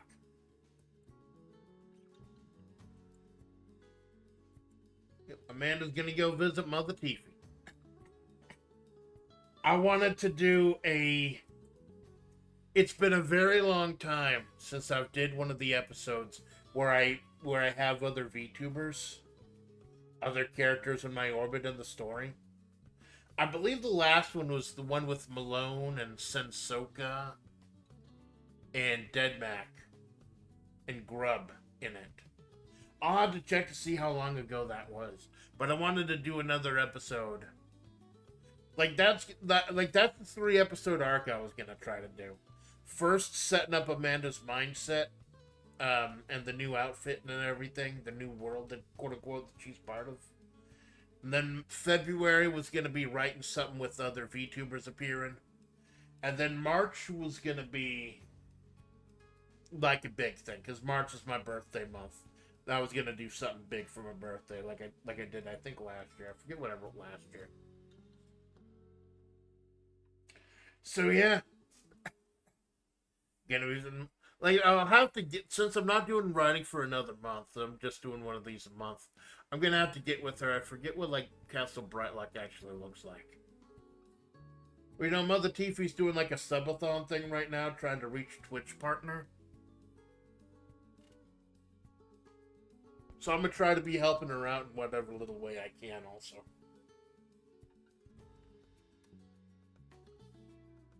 I'm trying to think, do I want to end it here or...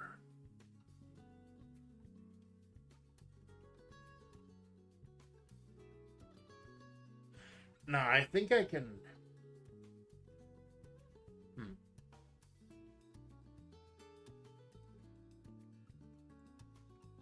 Do I want to know how much do I want to give away right now? You know what, I wanted to do one more scene that kind of helped hint at what the giant obelisks are. But I don't want to spill too many beans right now. And that's something I can do in the next couple chapters. So I think just having her dumped out in front of this medieval era castle full of tieflings and other members of society, I think that's a good place to end it. Not all of these things have to go like 5 or 6 hours. But yeah, I think the stage is set for season 3 with that. And so I'm going to do a quick BRB. Because I always like to do a BRB and then I read the story all the way through. For anyone who didn't watch the stream. Who wasn't privy to the stream. So they can just fast forward to the last BRB. Because I always read the full thing afterwards. So I'm going to do that. BRB.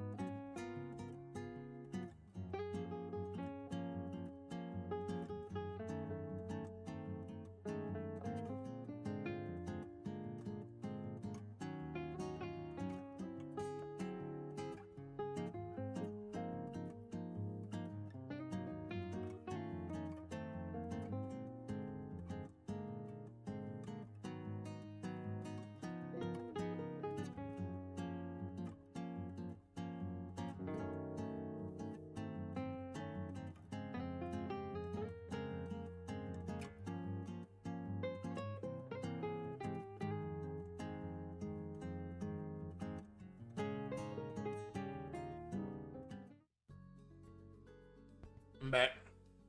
I was just looking over recently. I was trying to remember. Did I do something a writing for my birthday last year? Nah.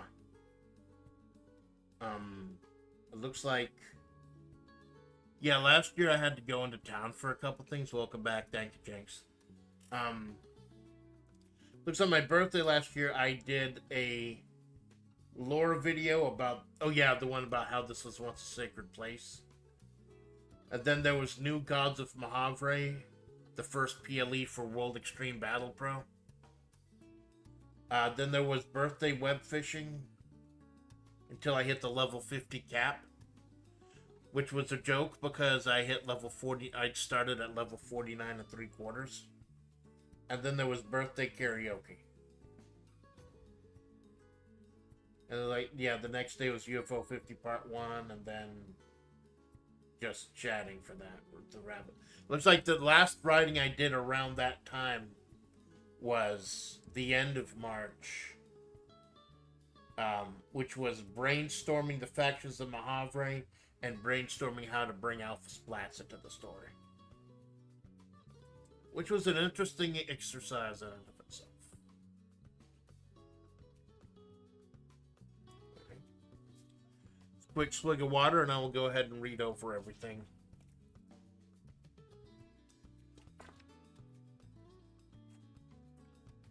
And got that rainbow water going.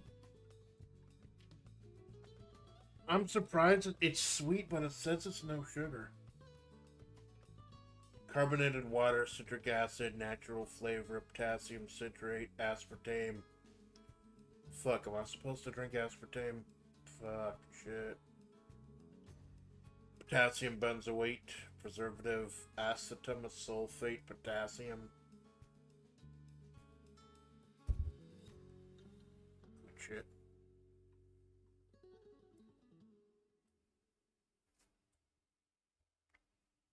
Guys, get yourself a woman who will make you some acetous sulfate potassium. She's a keeper.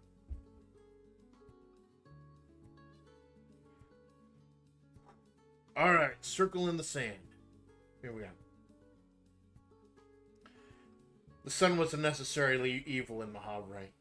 Its blistering, killing heat also brought with it the light that drove away whatever eldritch things survived the wars that tainted the very sands of the autonomous desert region.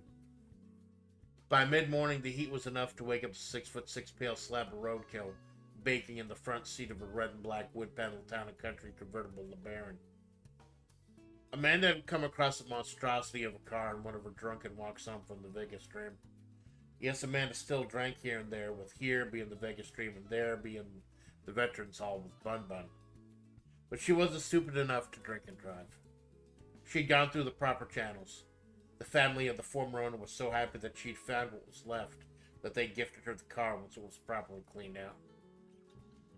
Even in January, those desert mornings could fry your soul if you weren't careful.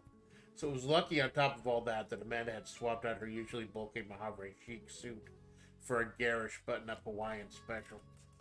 Unbuttoned and flung in the hot desert wind, she was wearing a sports bra underneath, don't get any ideas. At least she wasn't suffocating or soaking herself in sweat. Felt nice. What didn't feel nice, however, was the fact that she'd slept on one wrist again, legs sprawled out the side of the car, dangling precariously close to the road. Or the sudden realization that, considering what time of day it was, she should probably be working right now. And Desert Salt LLC was pretty strict with attendance, especially with someone who took off as much time as Amanda did. Being a rotting sack of meat can necessitate a couple days of rest here and there. So she fought the temporary pain and grabbed her cell phone, not surprised that she had minimal reception out here. To her relief, scanning her text messages, her memory slowly crawling back to her shattered spinal cord and into her brainstem. She'd remembered that the office had given her a week off. She was integral to keeping the place going over the holidays, and then finding that the police were assuming it was a body in that abandoned car, and her department head knew she wouldn't be at her logistical best. It had been far too long since Amanda had gotten a serious block of time off, even longer since she'd spent it getting lost on the non-Euclidean roads of Mahavre. Amanda idly checked the time on her phone, trying to figure out if the deck had shuffled yet. The landmarks on the roads of Mojave regularly shifted positions like a living roguelike. If you didn't have some kind of guidance, some way to know you were going, or worse, for lack of a better term, protected by Mojave, you weren't making it home. Amanda, being the outsider she was one of the few untainted by the rot, the eldritch taint that infested everyone and everything that was there during the war. No, Amanda's cross to bear was leaving part of her body crushed between the wheels of that semi-truck and the tainted road that had ground into it the flesh of so many other living souls. And as the fog slowly parted and Amanda slid out of the wood panel convertible, the reason for her sojourn became clear. The massive black stain on the highway that never went away even after all these years. Where it happened. The scene of the accident. And a long stretch of desert pathway where, after becoming human, she had dragged her guts behind her using only her forearms, where she suffered. Amanda had come out here in the past just to drown in the pain. She remembered she had a purpose this time. She pulled out her phone, opening up the Mojave Go app, an application put out by the local government after the United States military pulled out of the autonomous region and took it with Radio Free Mojave. This was one of the only ways the average person could determine where they were or where they were going. After reloading the app a few times, she finally got a definitive answer on where it happened. State Road 22. Of course, little blackjack addict got run over on State Road 22. Busted. It was harder for whatever reason to discern the actual road you were on as opposed to the landmark, but SR-22 led to where she suffered, the dirt path that leads San Ruby's cave. Now she had easy access to what an important landmark she'd need to visit again and again. As she fumbled around the front seat and found the half-eaten double cheeseburger she'd saved for herself from last night, another careful scan of the area confused the roadkill. The black stain on the road was still there. That was never going away.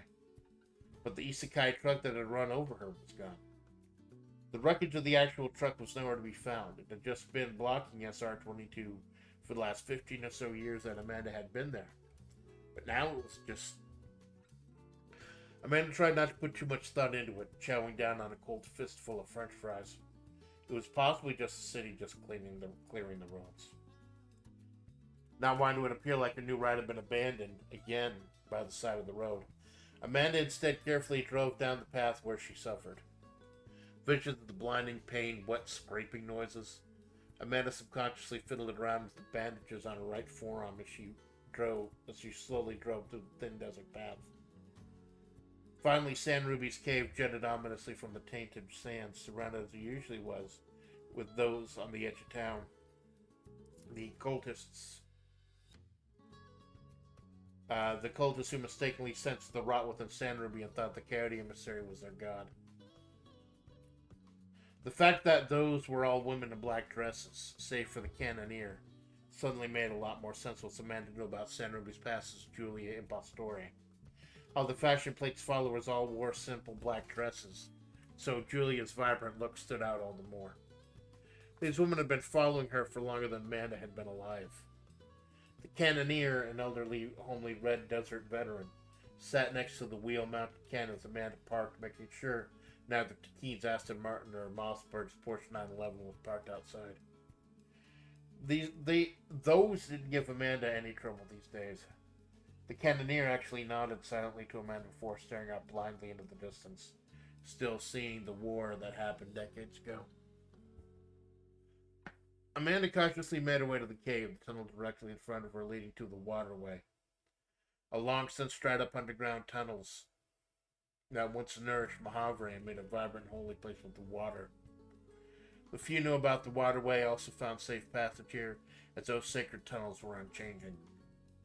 But you veered sharply left in the San Ruby section of the cave, batting past the beaded curtain haphazardly taped to the stone ceiling. A bizarre contradiction that helped accentuate what most called Mojave chic. A ratty attempt at elegance by forcing something that hadn't been installed for decades onto the desert landscape. Cheap, tacky, better arguably than nothing. San Ruby's cave was far less spectacular than one might think, the lair of a coyote god. She didn't need much. Before the rot, she didn't even need to sleep. Just a massive expanse of dirt and dust, a series of storage containers, each one an indication of the many lives she lived. Many of the names she didn't recognize, but at the end, Julia Impostore and San Ruby were the only two containers open. And crumpled in a heap, wearing a face that she didn't recognize, was the ever-shifting Ma'i, the coyote emissary known 1,000 names to 1,000 people, ever-changing. The powerful figure in Mahavre, the one whose hand once moved this little desert world, was crumpled up in a pile of rags, listening to Sabrina on an old hi-fi. It made Amanda sick and scared to see this woman, who'd ruled her little world for so many years and ruled Mahavre alongside it, sick and scared herself. San Ruby slowly became aware of Amanda's presence, looked over slowly at Amanda, then apparently realized she was wearing the face of an old persona. The coyote god fumbled around looking for her San Ruby mask, being unable to find it, settled for covering her face with her hand while she changed. Amanda started to protest, saying that Ma'i didn't have to put in the effort to become San Ruby, but the coyote emissary had already started changing. It was always strange to see the transformation without her wearing her mask to hide her face. Behind her hand, Amanda could see her eyes splitting open and restructuring, bones breaking and tearing the skin, flesh being recarved, blood and viscera being reabsorbed into the skin, a revolting display of gore that eventually resulted in Amanda's face with red eyes. The transformation complete, San Ruby blankly looked over at Amanda, turning out the hi-fi. I thought you had time off. What are you doing here? Just checking on you, Sandy. San Ruby vaguely nodded, slowly getting to her feet with Amanda's help. You don't need to do that. I know.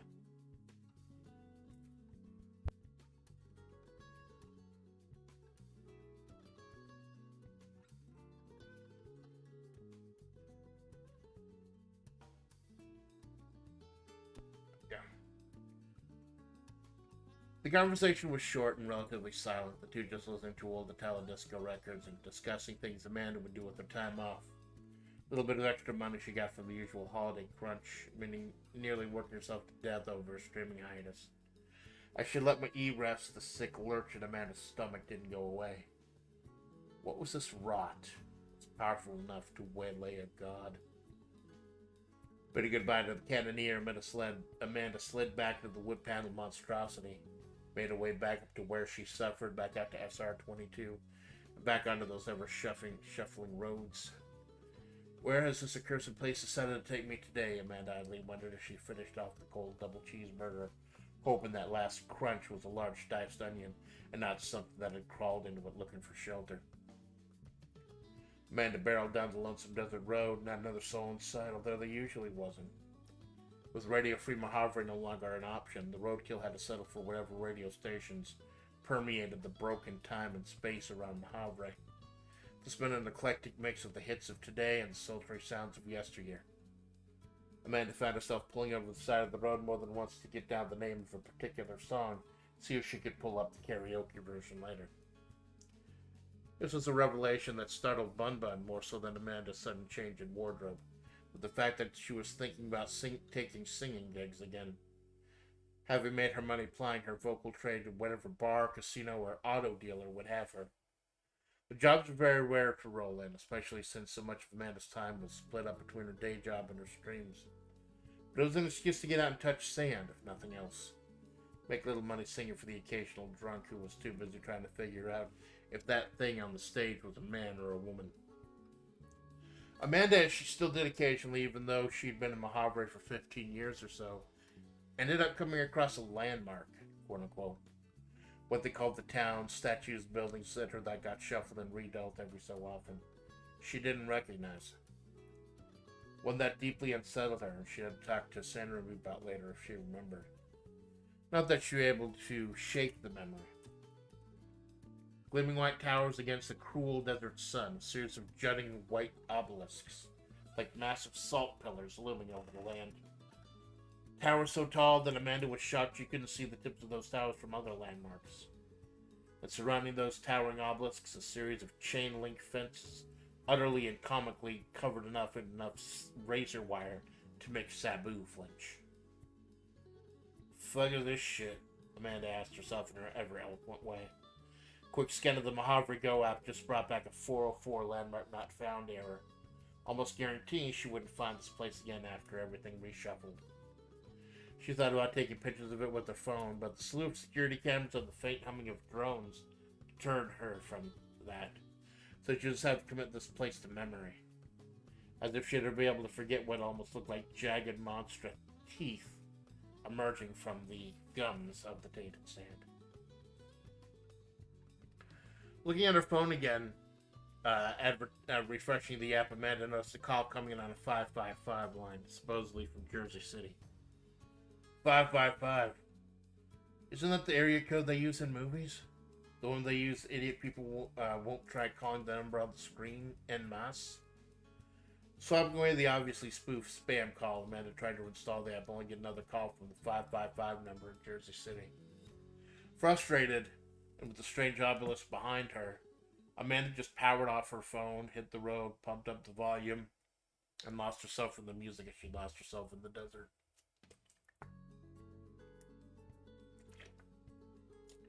It had been a long time since Amanda allowed herself to get lost in the music. The thing that drove such a massive part of her waking life. The thing that sustained her for years before Sandra began a regular job and steady income at Desert Salt LLC. Was something she denied herself for a while. Whether it was her bad experiences with the Rattlers, taking bad advice during her screaming career, or her own brainworms and insecurities with the music had been driven out of her life for far too long, and she was trying hard as fuck to course correct. Top down, barreling down the non-Euclidean road, belting out whatever was on the radio until her already raspy Tom Waits-like voice was sore.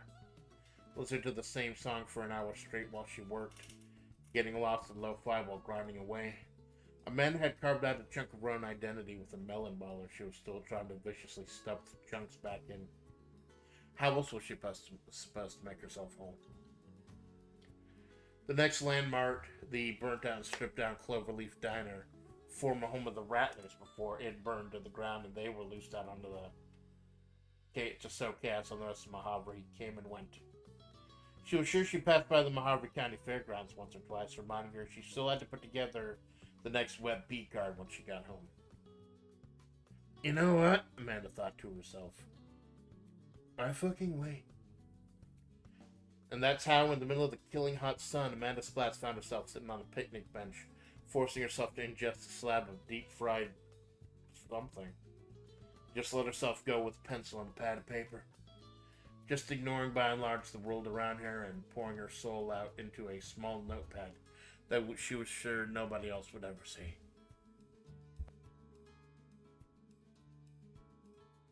For the sake of her own sanity, Amanda jotted down a quick sketch of the obelisk she'd come across and the 555 New Jersey number that kept spamming her while she was there. Then forcing herself to finish the fried slab because she'd paid full fucking price for it. She was going to fucking eat it. Amanda made her way back to the car, readjusting the bandaging around her right forearm and reminding herself to check the wound once she got home. Wait a minute. Amanda fished out her chain wallet, opening up and pulling out the promotional card she'd gotten from Dual Greens for the free week-long stay at the Vegas Dream Hotel, as an apology for her run-ins with Moon, Hangman, and Magician at the casino. You know what? She openly mused to herself. If I've got a week off and a week-long stay in a luxurious casino hotel, fucking, I think it's time to go live it up. And so those thoughts would have parlayed if it weren't immediately confronted by a sight foreign even to this foreign place. A simple text that had come across her phone that greeted her as soon as she turned the device back on. Something that gave her a genuine smile out of the fairground parking lot. Seems I've been summoned. Amanda mused to herself as she texted back. Sounds good, Amanda texted back. Can you make it big enough to contain a mid-sized vehicle? Apparently the answer was yes, and that answer came in the form of a swirling portal, a massive round wall of violet light that Amanda drove right into with no question. There were few forces powerful enough to circumnavigate the brittle and broken time-space of Mahavre. Even Dead Mac's ability to teleport exhausted him from having to zip through space-time here. But the force of the magic of her mentor, Mother Tifi, known affectionately to her little monsters, Stevie Weevee, and how she cared for Amanda, was powerful enough to draw her out of the rotting sands of Mahavre and out in front of the majestic spires and sweeping vistas of one Castle Brightlock. And there we go. Next month, I want to do... It's been too long. Next month, I want to do another stream where I write characters. Because that was a lot of fun. So, like, I get paranoid about getting characters wrong. But I want to do another one. Like, I almost want to try writing Jinx into there as well. I think I kind of got a handle on this personality. Yeah, Malone out there, Zoss out there, Joko out there. I do worry about writing characters that already exist. Because I'm worried I'll get them wrong. Like when I did the one big story where I had a whole bunch of people out of the conference center, one person did say I'd gotten them wrong and tried to correct me several times. But I'll just go ahead and have to ask permission. So yeah, we've gone ahead and set up we set up both the February chapter and the March chapter talking about the obelisks. I think this was a nice, good introductory chapter and a way to open up Season 3.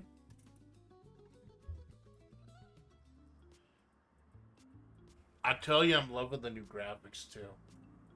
Barker Gaijin, I think it was. Like I said, when I came back from my hiatus, and I knew that this was going to be the start of Season 3, I wanted things to look a little bit nicer, a little bit more professional. Kind of change, like, not completely change the vibe of the project, but kind of change the look. Make it look a little bit nicer. There we go.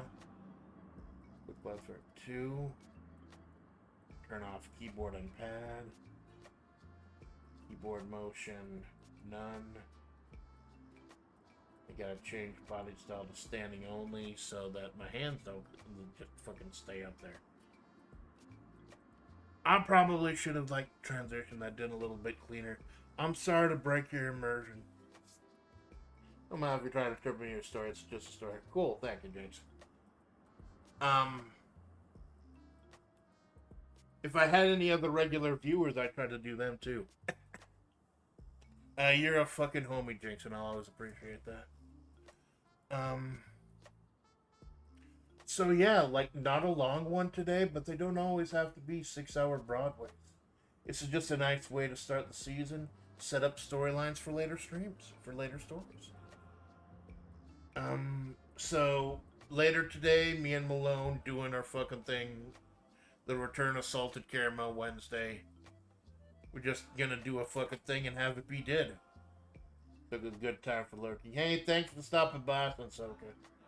Yeah, obviously, like, on the one hand, I don't want to upset anyone by leaving them out of a chapter. But on the other hand, if I just try to cram everyone into a chapter because I want to see them all in one chapter, you end up with Mortal Kombat Armageddon, the movie. Where it's just like 70 characters in one fucking movie, and some of them only get like a couple minutes of screen time. So it had to be something germane to the plot, too. Like, when I had Sensoka at a cameo, it was him as in his capacity as a mechanic and a master dwarven craftsman, looking at Malone's destroyed mech and seeing like, nah, this is unsalvageable. So it's gonna have to be something that's germane to the story. And I did promise Mother Tifi with her subathon coming up that I did want to incorporate her a bit.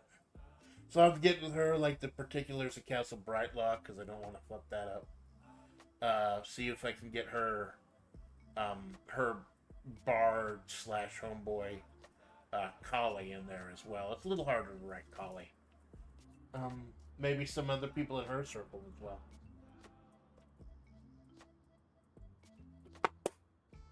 And then in March, maybe we'll find out what those fucking obelisks are.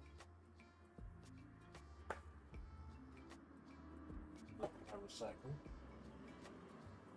There we go. So, later today, 4 p.m., me and Malone doing the fucking thing. No matinee on Thursday or Friday because I'm doing a matinee on Saturday, reassessing my priorities for my 18-month anniversary. But if I get off of work early enough, I may gorilla something for like 1 hour.